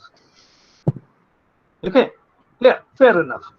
In that case, if anyone says that, I would ask that person, do you think that you want to write a tragedy? Say Shakespeare, for example. Shakespeare wrote Hamlet. Okay. Now, if you say that Shakespeare could not have written the sonnets without having fallen in love with W.H., fair enough. But then I would ask you, how many murders did Shakespeare commit before he wrote Hamlet? In other words, you see, if you want to write a murder story, do you have to really experience murder personally? Nonsense, of course not. Of course not. But I will have to have some kind of an idea as to what is the psychology of a murderer. So when I'm having an idea about the psychology of an individual who is emotionally involved with a certain action, am I not emotionally investing myself in the process of understanding his psychology? Well, once again, there are two things that you're really talking about. Number one is an idea, okay, which is a very important word that you used. The second very important word that you used was emotion. Now, are ideas and emotions the same? They are not. An idea is a concept. An idea is obviously a kind of a conceptualization. Emotion, on the other hand, is something that you feel. Don't you? And emotions, once again, according to Wordsworth, were emotions recollected in tranquility. Remember? Okay. Yes. And the emotions that Wordsworth had talked about were personal emotions. For example, he had gone out on a walk and he had seen this field of daffodils, yellow daffodils. Okay. And he had been emotionally moved. And this emotion, according to Wordsworth, had translated into his writing of the poem, Daffodils. Understand? What Eliot is saying over and over again is that emotions can be personal. Okay. Yeah. On the other hand, thought, intellection is something which has got nothing to do with emotion. Okay. For example, you see, we know it to be a fact that even the greatest comedies that have been written. Yes, MRC? Yes. No, sir, it's okay. You finish it. I have a couple of questions. Yes. Can I ask them, sir? Of course you can. Okay, right, sir. So first of all, in terms of detachment and the point that you are trying to explain, sir, I'm just wondering if it can be equated to the way perhaps an actor approaches a part. So, for instance, as you said, you know, how many murders did Shakespeare commit before he wrote Macbeth or Hamlet, for that matter? You know, in similar ways, you know, if an actor is playing the part of a villain, he doesn't necessarily have to commit that kind of a villainy in order to enact that part. So, am I right in drawing that analogy? First Yeah, of all? perfectly right. In fact, I would say, you see, how many Desdemonas or Monas, according to SD, did MB kill before she did a lovely recitation the other evening? Right, sir. So my second question is then, how is this idea related to perhaps what Keats is talking about as the Keats's idea of negative capability? Yes. Yeah. Okay. Negative capability. Absolutely, you're quite right. In fact, you know, Eliot's own version of negative capability is what he calls objective correlative. Right? In the essay, Hamlet and His Problems. Right? Now, once again, you see the structure of thought is exactly the same. That is, just as an actor acting a part has to get emotionally involved up to a certain extent, but not personally emotionally involved. Understand? Because you see, there can be nothing more ridiculous than an actor shedding real tears on the stage. Okay? What makes an actor and what makes an action a performance is this detachment. Okay? Right. Yeah. Now, the example that I would use at this point is, of course, from Tom Stoppard. Rosencrantz and Guildenstern are dead. Okay. There's this lovely scene here where, you know. Are you there? Yes. Anyone? Okay. You know, in this scene, in this play, Rosencrantz and Guildenstern are dead. There's a lovely scene, you see, where the play actors from Hamlet are performing a scene. Okay. And in this performance, one actor stabs the player king to death. Okay. The stabbing is, of course, done with a trick knife. Nothing happens to this man, but this man produces a very realistic enactment of a man slowly dying and bleeding to death. Okay, so everyone is shocked, and at the end, when the actor rises up, everyone gives him an enormous round of applause. Okay, once again, you see the notion between reality and illusion, between act by the actor and a personal feeling of a person. Right. Okay. And Eliot is talking in terms of this when he talks to, as a later on I'll discuss this maybe, when he talks about objective correlative. Right, sir. Understand? Right, sir. Now, And are you getting there, or am I getting there? Yes, sir. I understand that we are still to get there, but I think we'll go. Yeah. So may I ask something? Yes, sir. Hello. Yes, please do. Yeah, sir, do you think that the age that Eliot was from also had an impact of, I guess, sir, such a beautiful class it is going on, but Eliot was also trying to rationalize the Wordsworthian feelings as well. Correct or incorrect is pretty relative, but the point is Eliot was also probably having kind of an impact of the age. Isn't that also a fact, sir? Like, if you could please explain. Okay, I can't explain at any great length because that's going to take a lot of time. But I'll just quickly go and I think you're right. Okay, and when we're talking about age, you see, what are we talking about? Number one, the rise of the art for art's sake movement just a few years before Eliot. Number two, the whole idea of objectivist criticism. You remember the triangle I was talking about?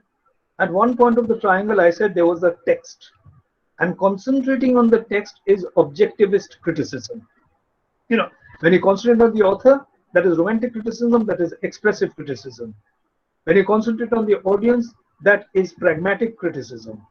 And when you concentrate on the text, that is objectivist criticism. And once again, the early 20th century and Eliot himself was a proponent of objectivist criticism. Okay, number one. Number two, I'll just quickly give you a hint because I really can't go into this in great detail. The hint is, of course, once again, Eliot's teaching or Eliot's education at Harvard. Okay, F.H. Bradley talking about chaos and the idea that you see, you have to somehow understand chaos in order to make sense.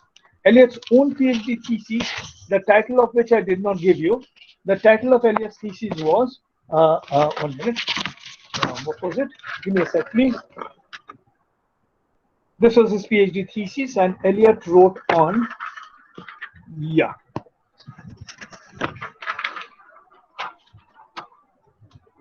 Yes, is it gone to? He wrote it on F.H. Bradley, as I said. Okay, and yeah, Eliot's thesis was called, what's it called? Yeah, Experience and the Objects of Knowledge in the Philosophy of F.H. Bradley. Experience and the Objects of Knowledge in the Philosophy of F.H. Bradley. That was, you see, his PhD thesis. And the point that F.H. Bradley had made really is that reality cannot be divided into separate intellectual categories. Okay.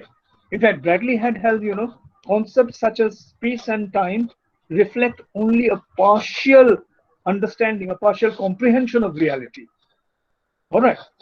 And so he was also looking forward to a notion of an absolute that could be approached only from the perspective of a number of finite centers. Okay, so you see the whole idea of chaos, the whole idea of how to understand chaos, this was central to Eliot's intellectual development. Okay, throughout his life, you know, he was trying to find some kind of an order in the chaotic universe all around us. Okay. And when it comes to tradition, you see, once again, you see, notice the same thing. Tradition is order. Tradition is proportion. Tradition is harmony. Understand? All right, okay. Sir. Yes, thank you. Understand? So obviously, you see, you're quite right. The age is very much there, an important factor on Eliot's theorization. And not only the age, you see, the literary background of the time that Eliot is writing in, the intellectual development and the perspectivization of Eliot, his years in Harvard, what he learned from Josiah the philosopher Josiah Royce, what he learned from Irving Babbitt, all of this are behind Eliot, you see, and his notion of tradition. Okay, but I was talking about impersonality. So according to Eliot, you see, you have to. Sir, I think Imati has raised her hand. Yes, Imasi. Sorry, sir, I'm butting in again. I was just wondering that since I rather refer to negative capability, and of course, traditionally Keats is regarded as a romantic poet. So, how do we reconcile this fact that Eliot's theory is similar to what a romantic poet is talking about? Because you had started with the idea that Eliot was influenced by anti-romanticists. Okay, first of all, I think at the stage of life that and education and learning that you, I, and MB and Prashanto have reached, I think we can understand that when we talk about romanticism, we really don't mean that romanticism is something like a brick. It is not a monolith.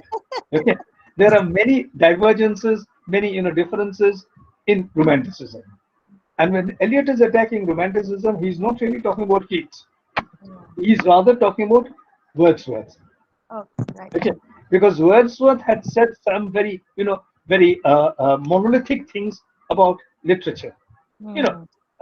Emotions recollected in tranquility. Tranquility. Okay, Yes. spontaneous overflow of powerful feelings. They were very prescriptive, weren't they? Right, prescriptive, and also, sir, when he said thought, he said the thought comes in when the emotion is relived. You kind of relive it and it comes back again, and then thought and emotion are intertwined in that sense. Exactly. Right. Okay. Now, thought and emotion are also very important because you see, thought and emotion are central to Wordsworth, to T.S.Eliot's concept of the metaphysical poets. Okay. The whole notion of the association of sensibility. Anyway, I'll look at that in a later lecture, maybe. Right. But Thank you, sir. Yeah. So, and once again, you're not butting in at all. Rather, this is a process of a catalytic enrichment. So thank you very much. Thank you, sir. All right. So as I was going on, you see. Yeah. So you see now, you understand the whole notion. Eliot is arguing very strongly that your personal emotions are different from the emotions that you put into the work of art. Okay. And these emotions that you put into a work of art, this is what Eliot calls, within quotes, art emotion. Understand? What does that mean? MB, take Othello, for example. When Shakespeare is writing Othello, he has not experienced exactly the same feeling that Othello was experiencing over his wife. That we don't know. Okay. We do know that, that Shakespeare's wife was so many years older than him. Okay. So I'm sure she didn't have any affairs with any other man when Shakespeare was in his 30s. Right? Anyway, to come back. So you see, the point is, Eliot is suggesting once again that you have to separate yourself, your personal emotion, from the emotion that you're expressing in the work of art. In the work of art, the emotion that you're expressing is art emotion. And art emotion is different from personal emotion. This, according to Eliot, is the mistake that Wordsworth did. Okay, why? Because Wordsworth is saying that personal emotion and art emotion are one and the same. Okay, he's not really saying that, but he's indicating that. He's, hinting at that.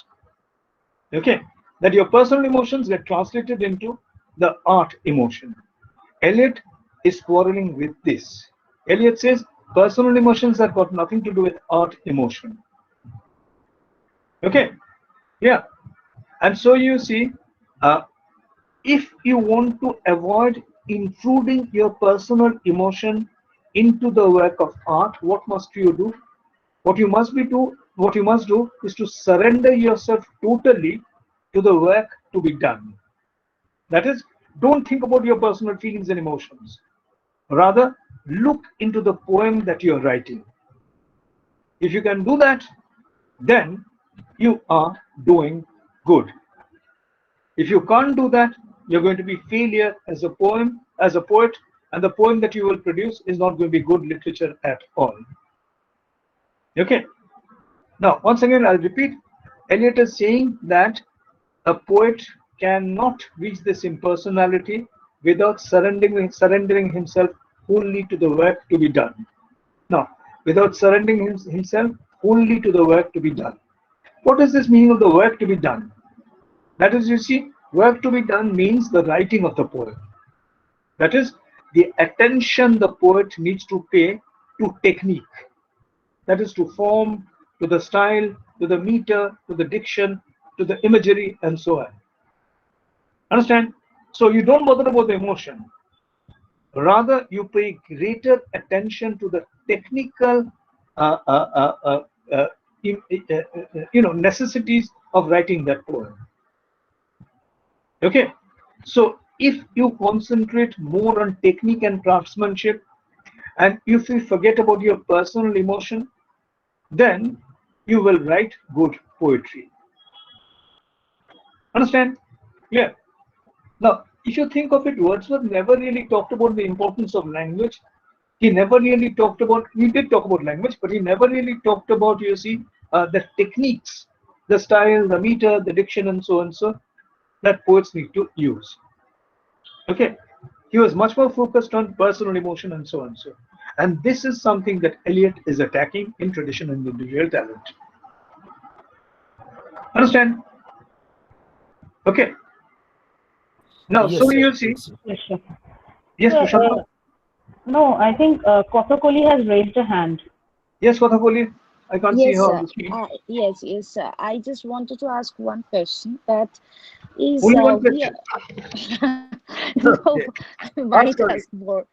So the point is, we usually expect a poet or any artist, so to say, to express the societal changes that is happening at that time. Like Eliot himself expresses the morbid environment around him in his poems. So if the poet is not emotionally involved with the environment, and if he cannot express that emotion in his poems, how it is going to be a great art, like of the society, mirror of the society, if we follow that path? Okay. That he should not be emotionally involved Okay. while for personal feelings like that. Okay. Well, the answer to is very simple. First of all, you see, once again, I'm talking, I'm arguing like a lawyer on the part of T.S.Eliot. Okay. Now, Eliot would say, my client would say that, there's no necessity, in fact, there's no compulsion for a poet to write poetry only about, situational affairs. You don't necessarily have to write a poetry about, your contemporary situation. You can write poetry on anything you want to. Okay. You have to talk about the political situation in Bengal at the moment when you write poetry. You have to talk about the COVID situation in Bengal or India at the moment when you write poetry. Certainly, you can write a poem on anything you want to. Yes, that's okay. So you see, there's no need. I mean, while you can certainly write poetry on, the situation around you, there's no absolute necessity. There's no dictate that you have to write poetry on such topics as these. Okay. Number one. Okay. Number two, you see, when you're writing a poem, okay.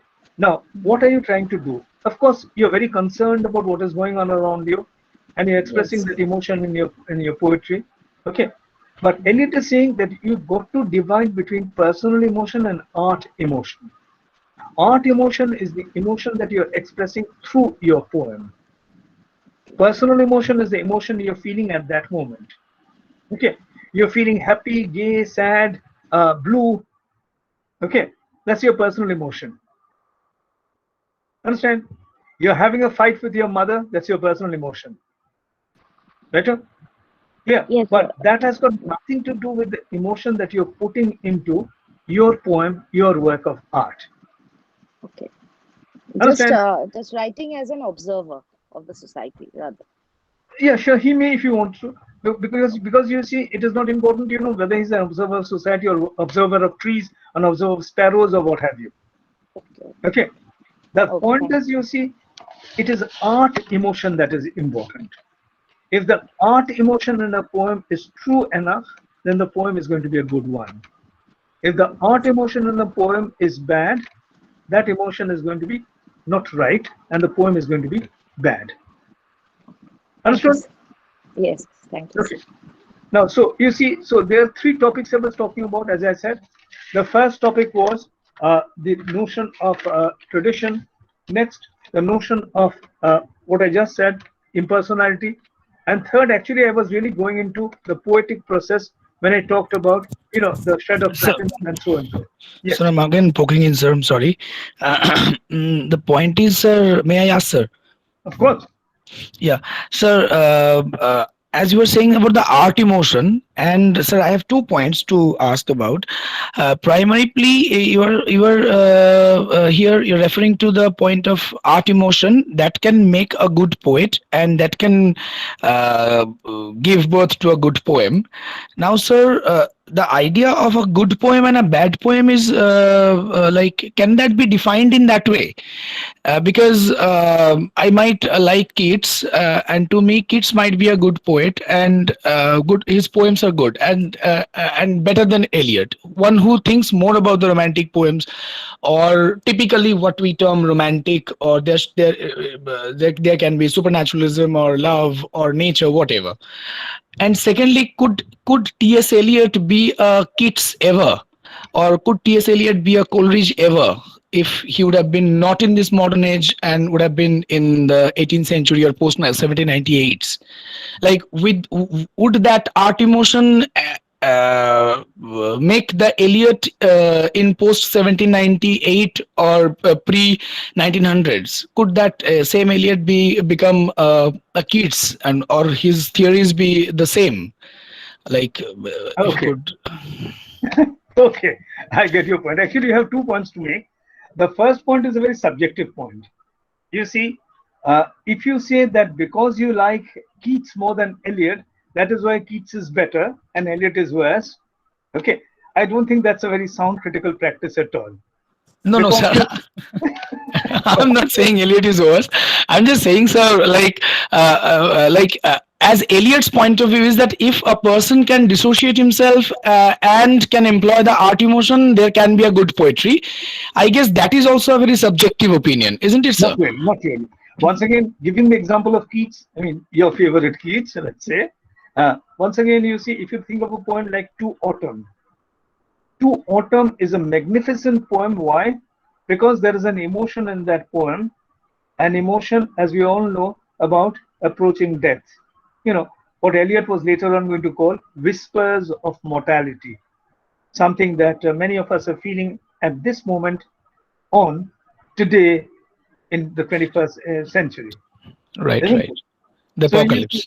and once again, you see, there's nothing personal in that poem, To Autumn. Okay. Keats does not say I in that poem. He just gives us a description. Right? As you know, a description of a day coming to a close, because there are 3 sections to this poem, 3 stanzas to the poem. The first stanza is, of course, number 1, morning. The second, afternoon. The third, the approaching of the evening. Also, the 3 seasons. Number 1, spring and summer. Number 2, autumn. And number 3, approaching winter. Okay. So you see, the youth of a man, the middle age of a man, and the old age of a man. Okay, it's a magnificent poem. And there's nothing personal about it. There are no eyes in that poem. Okay? Yeah. All right, sir. Okay, sir. Yeah. Okay. Right. Okay, let me come back now. So you see, the point I'm trying to make, this point about impersonality and the poetic process that Eliot is talking about. Eliot is saying that, you see, what needs to be done, what the poet must be doing, is to be conscious of what he's doing. And he has this lovely quotation. He says, and I'm quoting, in fact, the bad poet is usually unconscious where he ought to be unconscious. In fact, the bad poet is usually unconscious where he ought to be conscious, and conscious where he ought to be unconscious. What does that mean? You see, the bad poet is usually unconscious about the poetic technique, about how to write a poem. Okay? And he should be he should be conscious of this. And he is conscious where he ought to be unconscious. He is conscious about his personal feelings, emotions, and so and so, and he should be unconscious according to Eliot. Understand? Okay. So Eliot, according to Eliot, the poetic process is one of impersonality. All right. That is one in which you don't think of yourself. You completely dissociate yourself from your personal feelings and emotions, and you pay greater attention to technique, to craftsmanship. Okay. That is what the poetic process is all about. Now, I said that there are 4 points that Eliot is making. The 3 I've already covered. Let me come to the last one, which is, you see, impersonality and the poetic process and tradition all coming together. What does Eliot say? All these 3 processes actually go hand in hand. Because you see, Eliot's point is that if you have a sense or if you have an awareness of tradition, that will free the poet from subjectivity. Okay. If you are very traditional, you will be able to avoid subjectivity. After you've avoided subjectivity, you become impersonal. And since you are impersonal, you will be enabled to write better poetry because you or your mind will be empowered to form and to achieve the perfected shapes of art emotion. That is, you escape from your emotion. As soon as you escape from your emotion, you will be more able to embody better shapes of art emotion. Understand? Okay. So these are the 3 things, or are really the 4 things that Eliot is talking about in this essay. Tradition is important. Depersonalization is important. Consciousness of technique, which comes from a study of the tradition, is important. And the poet has to depersonalize himself, seek himself, take on the nuances, the colors, the tones, and the harmonies of tradition inside himself if he wants to be a great poet. That is what Eliot has to say. Is MB still with us, or has she lost?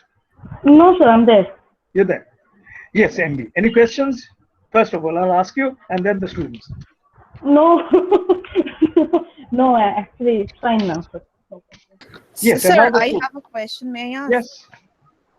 Sir, still this clash between the romantics and the modernists is still going on. So I think I should ask this now.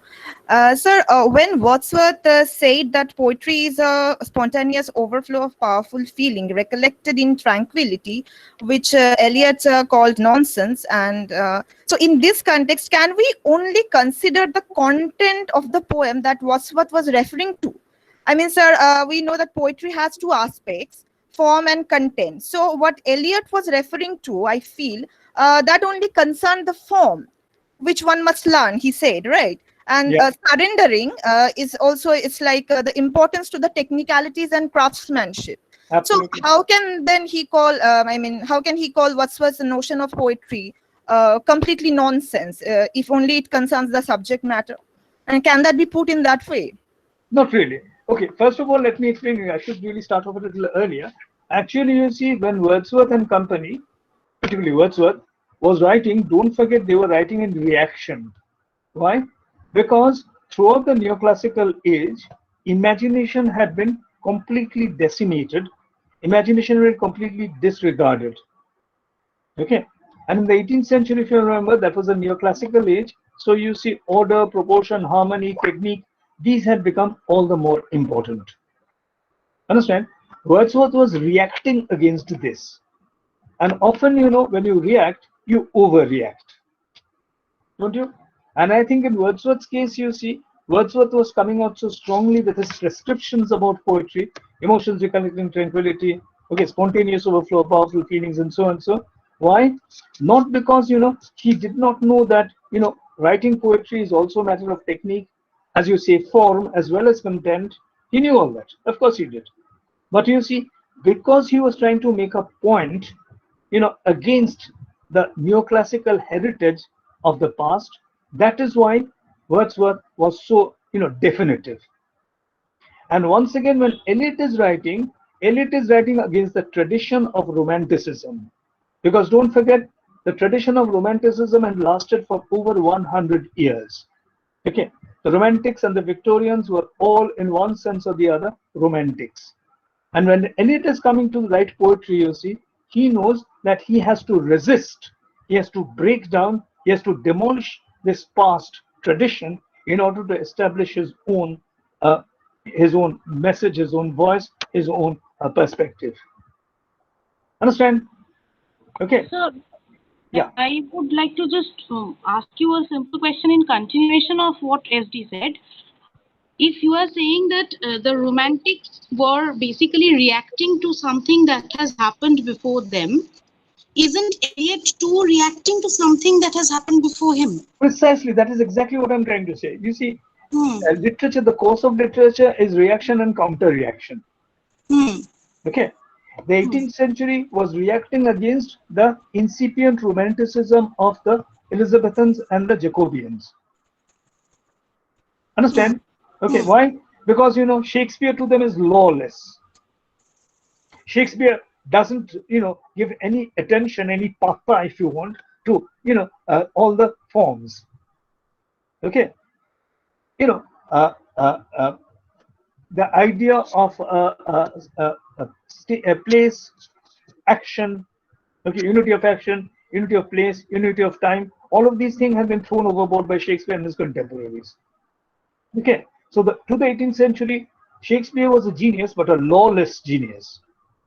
And because they saw him as a lawless genius and they wanted law, they became neoclassicists. Understand? Okay. Once again, in the 19th century, they were reacting against the 18th century, and so they came up with their formulation of, you know, anti-neoclassicist aesthetics. Because Eliot is writing the 20th century, and he has to confront, demolish the whole tradition of the 19th century. That is why he is anti-romantic. Okay. Now, which really gets me into very interesting territory. This is something I must share with you before I leave. The point is, you see, if you notice the notion of tradition, this became very important in the 20th century. How did it start? It started in the 1960s, really, with a book called The Burden of the Past. This was written by a man called Walter Jackson Bate. Walter Jackson, Jackson, Bate, B-A-T-E. The Burden of the Past. In this work, The Burden of the Past, Bate is talking about tradition. And the notion of tradition that he's talking about the 18th century poets. And you see, in the 18th century poets, there was a tradition of imitation. Why? Because you see, in the 18th century, the poets felt the best poetry had been written. Okay, who had written it? The Roman classical poets had already written the best poetry. You know, Virgil, Homer, Horace. Okay, they have written the best poetry according to the 18th century poets. Okay. And, you know, so they felt that, you know, since the best poetry has been already written, what do? We can't ever write as good poetry as they had written. So in the 18th century, the poets turned to imitation. Okay. And so you see, in the 18th century, books were published in which on the left side of the page, you would have the Latin original. And on the right side of the page, you would have the English rewriting, transcription, translation. Okay. And so you see, you would read the English and look at the original, read the English, and see how well the English poet has imitated the classical poets. Okay, that was a notion of tradition. And you see, this idea that the best poetry had already been written, and that whatever you write in the present, in the 18th century, can never be as good as the past poetry. Okay, this was the burden of the past. Understand? So this was one attitude to tradition in the early late 20th century. But there was another man, a man called Harold Bloom, who wrote a very important, Harold Bloom, I'm sure you heard his name, B-L-O-O-M. Harold Bloom wrote a book called The Anxiety of Influence. Very interesting book. In The Anxiety of Influence, Harold Bloom is using a Oedipal concept. You know, King Oedipus kills his father, becomes the father himself. Okay, in the animal kingdom, you have the same thing. In a pack, there is usually one male. See, in a pack of lions, there's one male lion who is the leader of the pack. When the male lion grows old, one of the younger male lions attacks him, okay, drives him away and takes over the pack. Right? So you see, older figures of authority are killed off and newer figures of authority replace them. Okay? Yeah. So that also happens in the animal kingdom. Now, this man, Harold Bloom, used this as a theory of literature and the notion of, once again, tradition, okay, or influence, as he calls it. He says that, you see, when a new poet comes along, the first thing that the new poet must do is to demolish the poets of the past. Because unless he ridicules, unless he belittles, unless he, insults the poets of the past, he will not be able to make a space for himself. Understand? So this is what this man Bloom talks about. Once again, there's a from Anushka.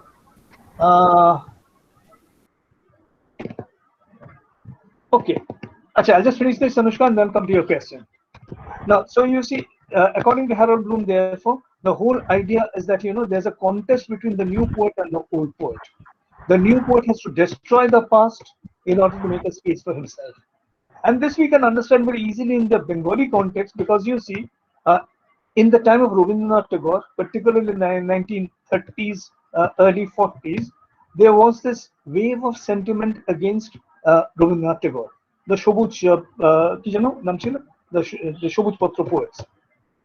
Okay, these poets, you see, were literally criticizing Rabindranath. Why? Because Rabindranath was like this mountain in front of them. Okay, the genius of this man, the accomplishment of the man, the achievement of this man was so magnificent that the newer poets failed to make themselves heard. And so they wanted to destroy Rabindranath so that they could make a space for themselves. Okay, and this notion of, once again, tradition in a different sense, this is what you find in this man's case, this case of the man of Harold Bloom.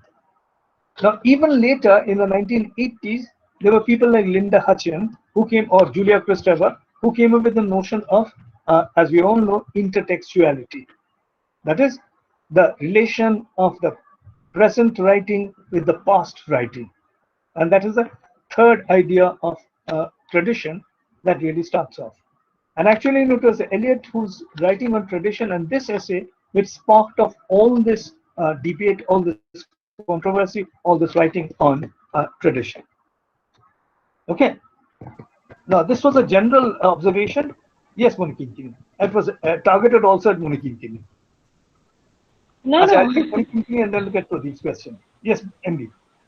No, sir. Fine. I'm fine. I was just asking in continuation of the question that he had asked. So I was worrying about that part. So now it's clear. Yes. So I had a question. Yes, please. You have very interestingly talked about the anxiety of influence. Now, my question was, while describing impersonality, you talked about art emotion versus personal emotion.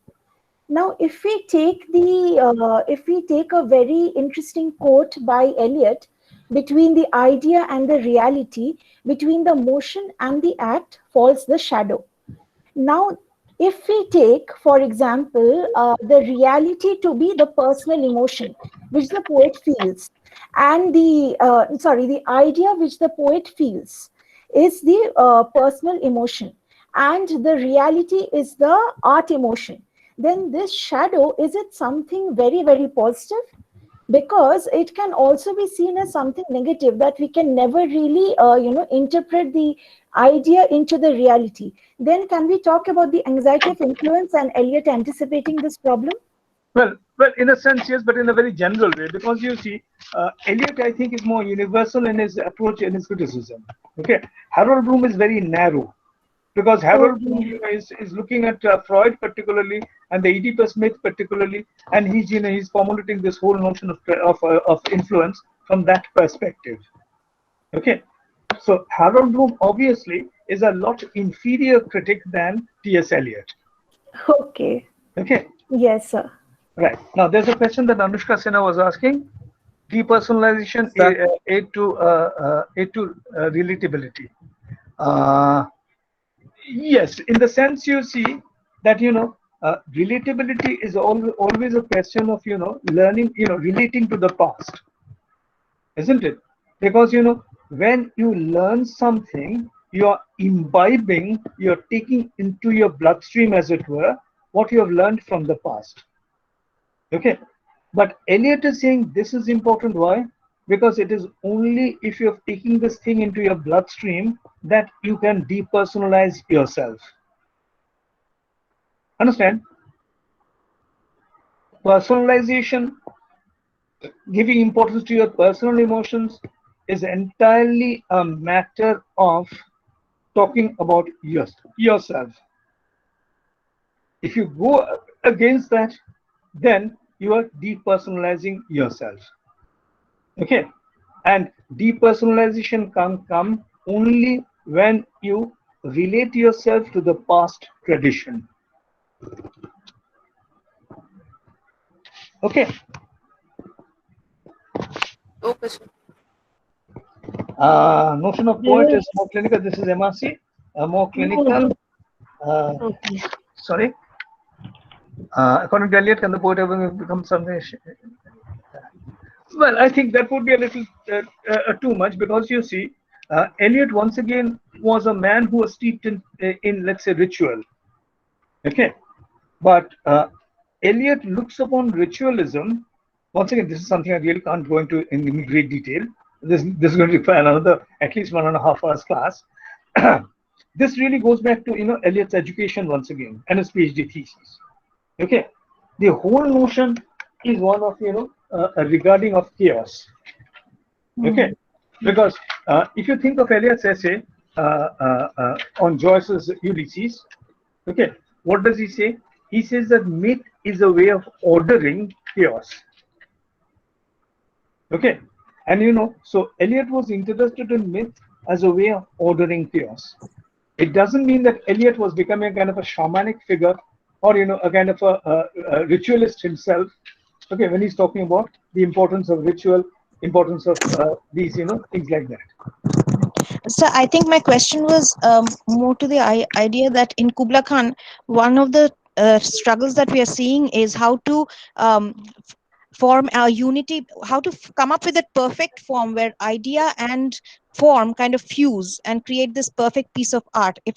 I don't know, I mean, please correct me if I'm misreading the poem. And when we come to the end of the poem, it somehow seems that the shamanic figure has been able to achieve that, or is on the verge of achieving that synthesis, so to speak, where Absolutely.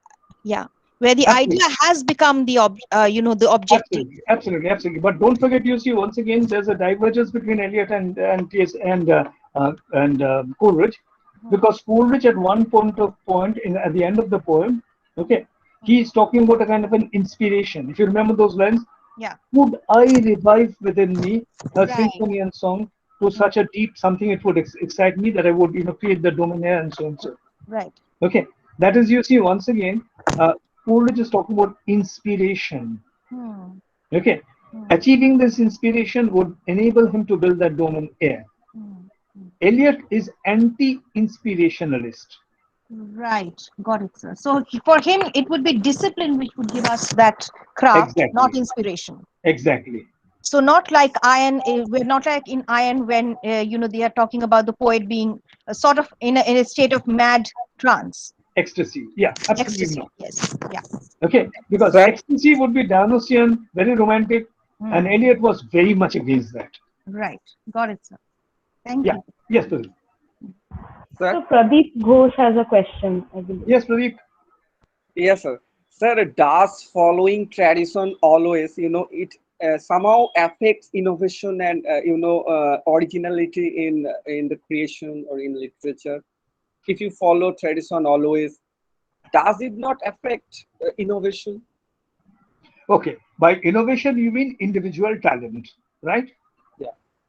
Right. Yes. Eliot is saying, you see, that it doesn't affect individual talent, because you can't write poetry unless you have no individual talent, but giving too much importance to individual talent would result in bad poetry. So there must be individual talent, okay, which is going to be leavened, which is going to be influenced, which is going to be enriched by tradition.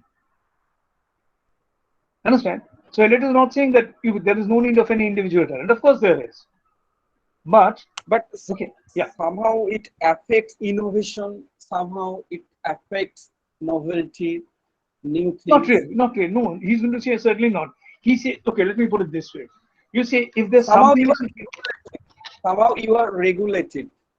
Yeah, but then you see, okay, let me put it this way. Suppose you came up with some completely new kind of poetry. Okay, completely new. Poetry that has never been written before. Now, do you think that people would understand your poetry? They wouldn't. Why? Because if you come up with a new language that only you know, only you will understand that language, no one else will. Okay, you can appreciate this in terms of either nonsense literature or fantasy literature. Okay, nonsense literature is one of the things that I'm interested in, by the way. And you see, in nonsense literature and fantasy literature, there is always a grounding in reality. Okay, reality means tradition. Understand? If you think of Harry Potter, for example, okay, Harry Potter's world is, of course, a very fictitious world, a very unusual world, a world of flying cars and all kinds of magical things. Okay, and yet notice this whole world is built on the substratum, on the foundation of a world as we know it. There are governments, there are ministers, there are employees, there are banks, there are hierarchies, there are families. Isn't it? So you see, if you're completely innovative, you will be writing something which is completely unintelligible to other people. Okay, even when you're being very individual talent, even then you see you have to be a bit of a traditionalist, because if you're not a traditionalist, then people will not be able to understand what you are writing. Understand? Yes, sir. Then how, how has Eliot defined poetry? If I ask, in some sentences, how has he defined poetry? Well, first of all, Eliot doesn't go into definitions of poetry in the way that Wordsworth had defined the poet. Okay, Eliot is simply giving a kind of a postulate, a kind of an indication of what a poet should do and what a good poet needs to do. Understand? Okay, Eliot is not a definitionist. Okay, because you see, a definition is something which really imprisons yourself. As soon as you give a definition, you're bound, you're restricted, you're contained. Eliot is not falling into that trap at all. So Eliot is theorizing, yes. Eliot is indicating, yes. Eliot is suggesting, yes. Okay, but he is not really giving us a simple, one-word formula or five-word formula to explain what poetry is. Okay. But sir, if we don't know what poetry is, if you don't know, if you don't define, you can't define it, then well, how of course you can define poetry by saying poetry is a collection of words. Okay, poetry essentially is a collection of words. But I ask, what Eliot wants to. According to, he says that he is a good poet. Okay, he categorizes it. But if I ask him, what is poetry? Only then you can say that he is a good poet. If you can give the proper, idea of good poetry, then how can you say he's a good poet? He is a bad poet. Once again, as Eliot says, that if you're too individualistic, if you show too much of individual talent and you disregard tradition, then you're a bad poet. Okay? Yeah. If you balance the two, in fact, if you imbibe tradition, if you ingest tradition, if you eat, drink, and digest tradition till it becomes part of you, and then you have some individual talent, then you will be a good poet. Okay. Okay, sir. Right. Sorry, Orpita. Yeah, Orpita, tell me. So Urpita has a question, and I think there are questions waiting in the chat box as well. Oh my gosh. Sir, I'm not going to question anything. I mean, of course, the student's question should be first met.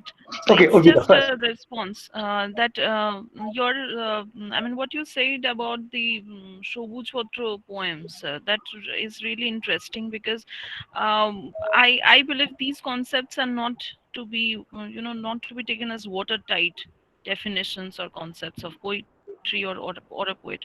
But don't you think rather the friend circle or the people whom Eliot were I mean, he was meeting, interacting, continuously. For example, his friends, James Joyce or Wyndham Lewis or Bertrand Russell in the first, in his initial years, and then we all know about his partnerships with, others. So they they were continuously influencing each other and influencing themselves back, influenced back as well. Don't you think? Well, yes, but once again, you see, the quality of this influence is something which requires greater research. Okay, it's a fascinating topic and something that maybe someone should be looking at greater detail later on. It's also difficult research work, no doubt about it. Also, but never forget, you see, as I was saying, what about Eliot's own writings? So to start off with, if someone was doing research on that, I would suggest read Eliot's PhD dissertation first. Okay, clear. Who was it? I think it was Conrad Aiken who called it who called it something like a magnificent, a brilliant analytical and destructive thesis in epistemology, a magnificent vision into apparent chaos. Now, these last words are very interesting, I think. A magnificent vision into apparent chaos. Okay, so once again, you see, one has to start off with that point. And you see, yes, while it is true that Eliot's ideas are being shaped by the people around him, the people he's conversing with, the people he's thinking with, okay. Bertrand Russell, I really don't know, because you see, Bertrand Russell's philosophy, as much as I have read it, okay, is not really very conducive or very similar to what Eliot is writing. Okay, because you see, around that time there was the beginnings of, in British philosophy, there was the beginnings of positivism. Right? Equally, there was F.H. Bradley. Right? Notions of appearance and reality become very prominent. Okay, so yes, certainly there would be influences of the people that he's meeting on Eliot's mind.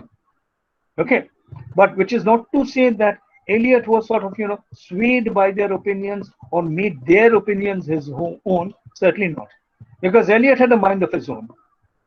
Okay, and in the cut and thrust, the parry and the counter parry of intellectual debate, he would, of course, consolidating his own opinions, his own personal feelings and sentiments, his ideology, if you want.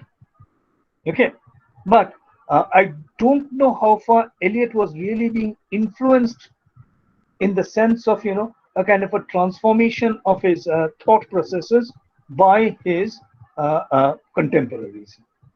But as I said, this is something that requires a greater degree of research. Okay, and I've read different pieces of this, so I really can't give you the answer to the question at the moment. Yeah.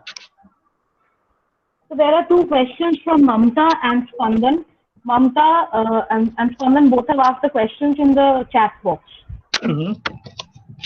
Mamta is saying the syllable I with which predilects himself and the personality is again formed by the society and not exactly a pure self, because one can never completely accommodate so and so, so and so. Well, I think the second, you answer your question yourself in the second observation. Depersonalization is necessary.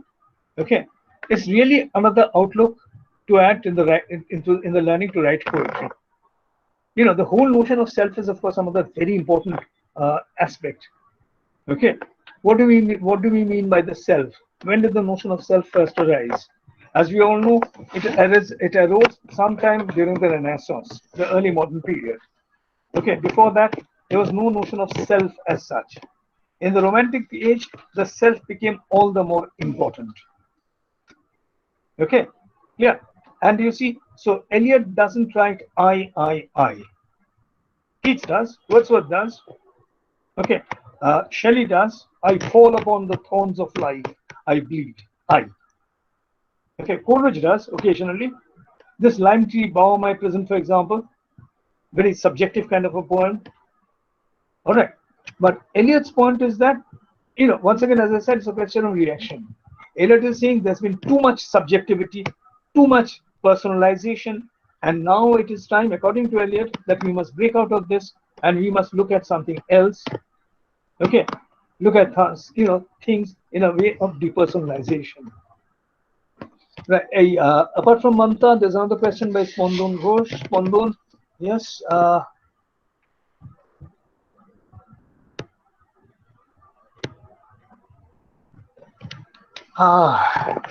Romantic agony. Mario Praz, right? Okay. Well, I don't really, I won't completely agree with the proposition that it can be seen that romantic agony is a conflict between personal emotion and art emotion. Okay. Romantic agony, as far as I remember, and I read Mario Praz many years back as a student, very influenced at that time, no longer so much influenced at this moment, because I think I've outgrown that influence. But yes, in a sense, yeah, you're right, because all of these things talk about the same things, don't they? Personal emotion, art emotion. Okay, two different categories, how they're related, how they're different, and so on and so on. Okay, but I don't think Eliot is really, once again, is into the idea of romantic agony. In fact, if you remember what he said about his own wasteland, okay, he said this is an expression of a personal grudge against society. And there's nothing political, there's nothing social about this poem. Now, once again, how far true that is a moot point. Because you don't necessarily have to believe when people, poets particularly, say things, okay, about themselves. Right? Okay. Not a very satisfactory answer, I'm sorry, but I'm getting tired. Okay, I want to drink of water. Yeah, but MB, tell me, what is the question that, who was it? Shabospi was asking? No, I think there was no further questions. There were no further questions. Am I right? I think Fondant was the last question that we had. Fantastic. Okay, my gosh. It's Sir, really... so sorry to interrupt you again. So I just wanted to ask one thing. That is, again, one thing. That is, we somehow observe a religious belief in Eliot, not only in his plays, in his career, late career, but also in the poems like Proof Rock Beat, Hindu religion and all. What is exactly the point of view behind this? Like any personal point of view to employ these religious things in his poems? Well, once again, I think that Eliot is really trying to indicate that all these religious beliefs, particularly the Hindu concepts that he's, or the Buddhist concepts that he's using, yes, yeah, these are modes, structures, if you want, or frames, I would say, by which he's communicating his art emotion. Okay. Okay. You see, the point I'm trying to make is that Eliot obviously is not a Hindu, is not a Buddhist. Okay, clear. Even though he may have been interested in these things, and as I said, in Harvard he had read a bit of Indian philosophy. Yes. Okay, and so he's interested in these things as they are objective frames through which he can embody the art emotion that he wants to express. As tools mostly, maybe, as to tools, express. Yeah. Oh, thank you, sir. Thank you very much. Yes. Now, as I was Showman has put in his observation in the chat box.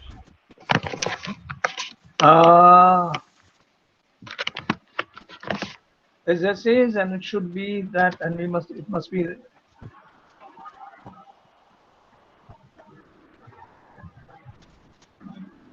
Yeah, absolutely. You're quite right. Okay, because you see, Eliot. Well, personally, I don't like the man. Okay, I think he was a bit of a snob. I think he was very unpleasant kind of a personality, so I don't like the man. But as a theorist and as a poet, he's magnificent. I mean, there's no doubt about it. He's really very, very great. Okay. And, one has to draw a distinction between the man and the critic slash poet slash dramatist. And insofar as literature is concerned, Eliot is certainly one of the greatest figures in early 20th century literature. And he continues to inspire us, continues to influence us, continues to become a tradition that we draw upon when we now talk, theorize, write poetry, non-creatively anyway. Yes, any other questions? No, I don't think there is any other question. Right. Now, you see, as I started off by saying that, I'm going to use a kind of a box within box kind of a method. And the box within the box kind of method, this is for the teachers amongst us. You see, the one that I used was, I used some serious theorization and I used some basic explanation. So the basic explanation was inside the outer frame of the serious theoretical expositions. Okay, yeah. And I hope our students understood at least some of what I talked about.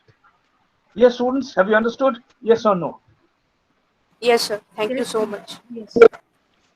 Yes, sir. Good. That's enough for today. Tonight, I think it's past 9:30, so I've been talking for more than 2.5 hours. Okay. Thank you very much for listening in and for responding with so many questions, so many observations. From my side, Thank you for enlightening us, sir. We are really, you're welcome. At least I got really enlightened today. Thank you very much, sir, for enlightening us like this. Okay, and I hope you enjoyed this presentation as much as I enjoyed giving it to you. Yes, sir. Yes. Okay, good night then. Keep well. Tomorrow is another exciting day. Historical, traditional, and obviously created. Okay, lovely. Thanks. Goodbye. Thank you, sir. Thank you, sir. Bye. Thank you so much, sir.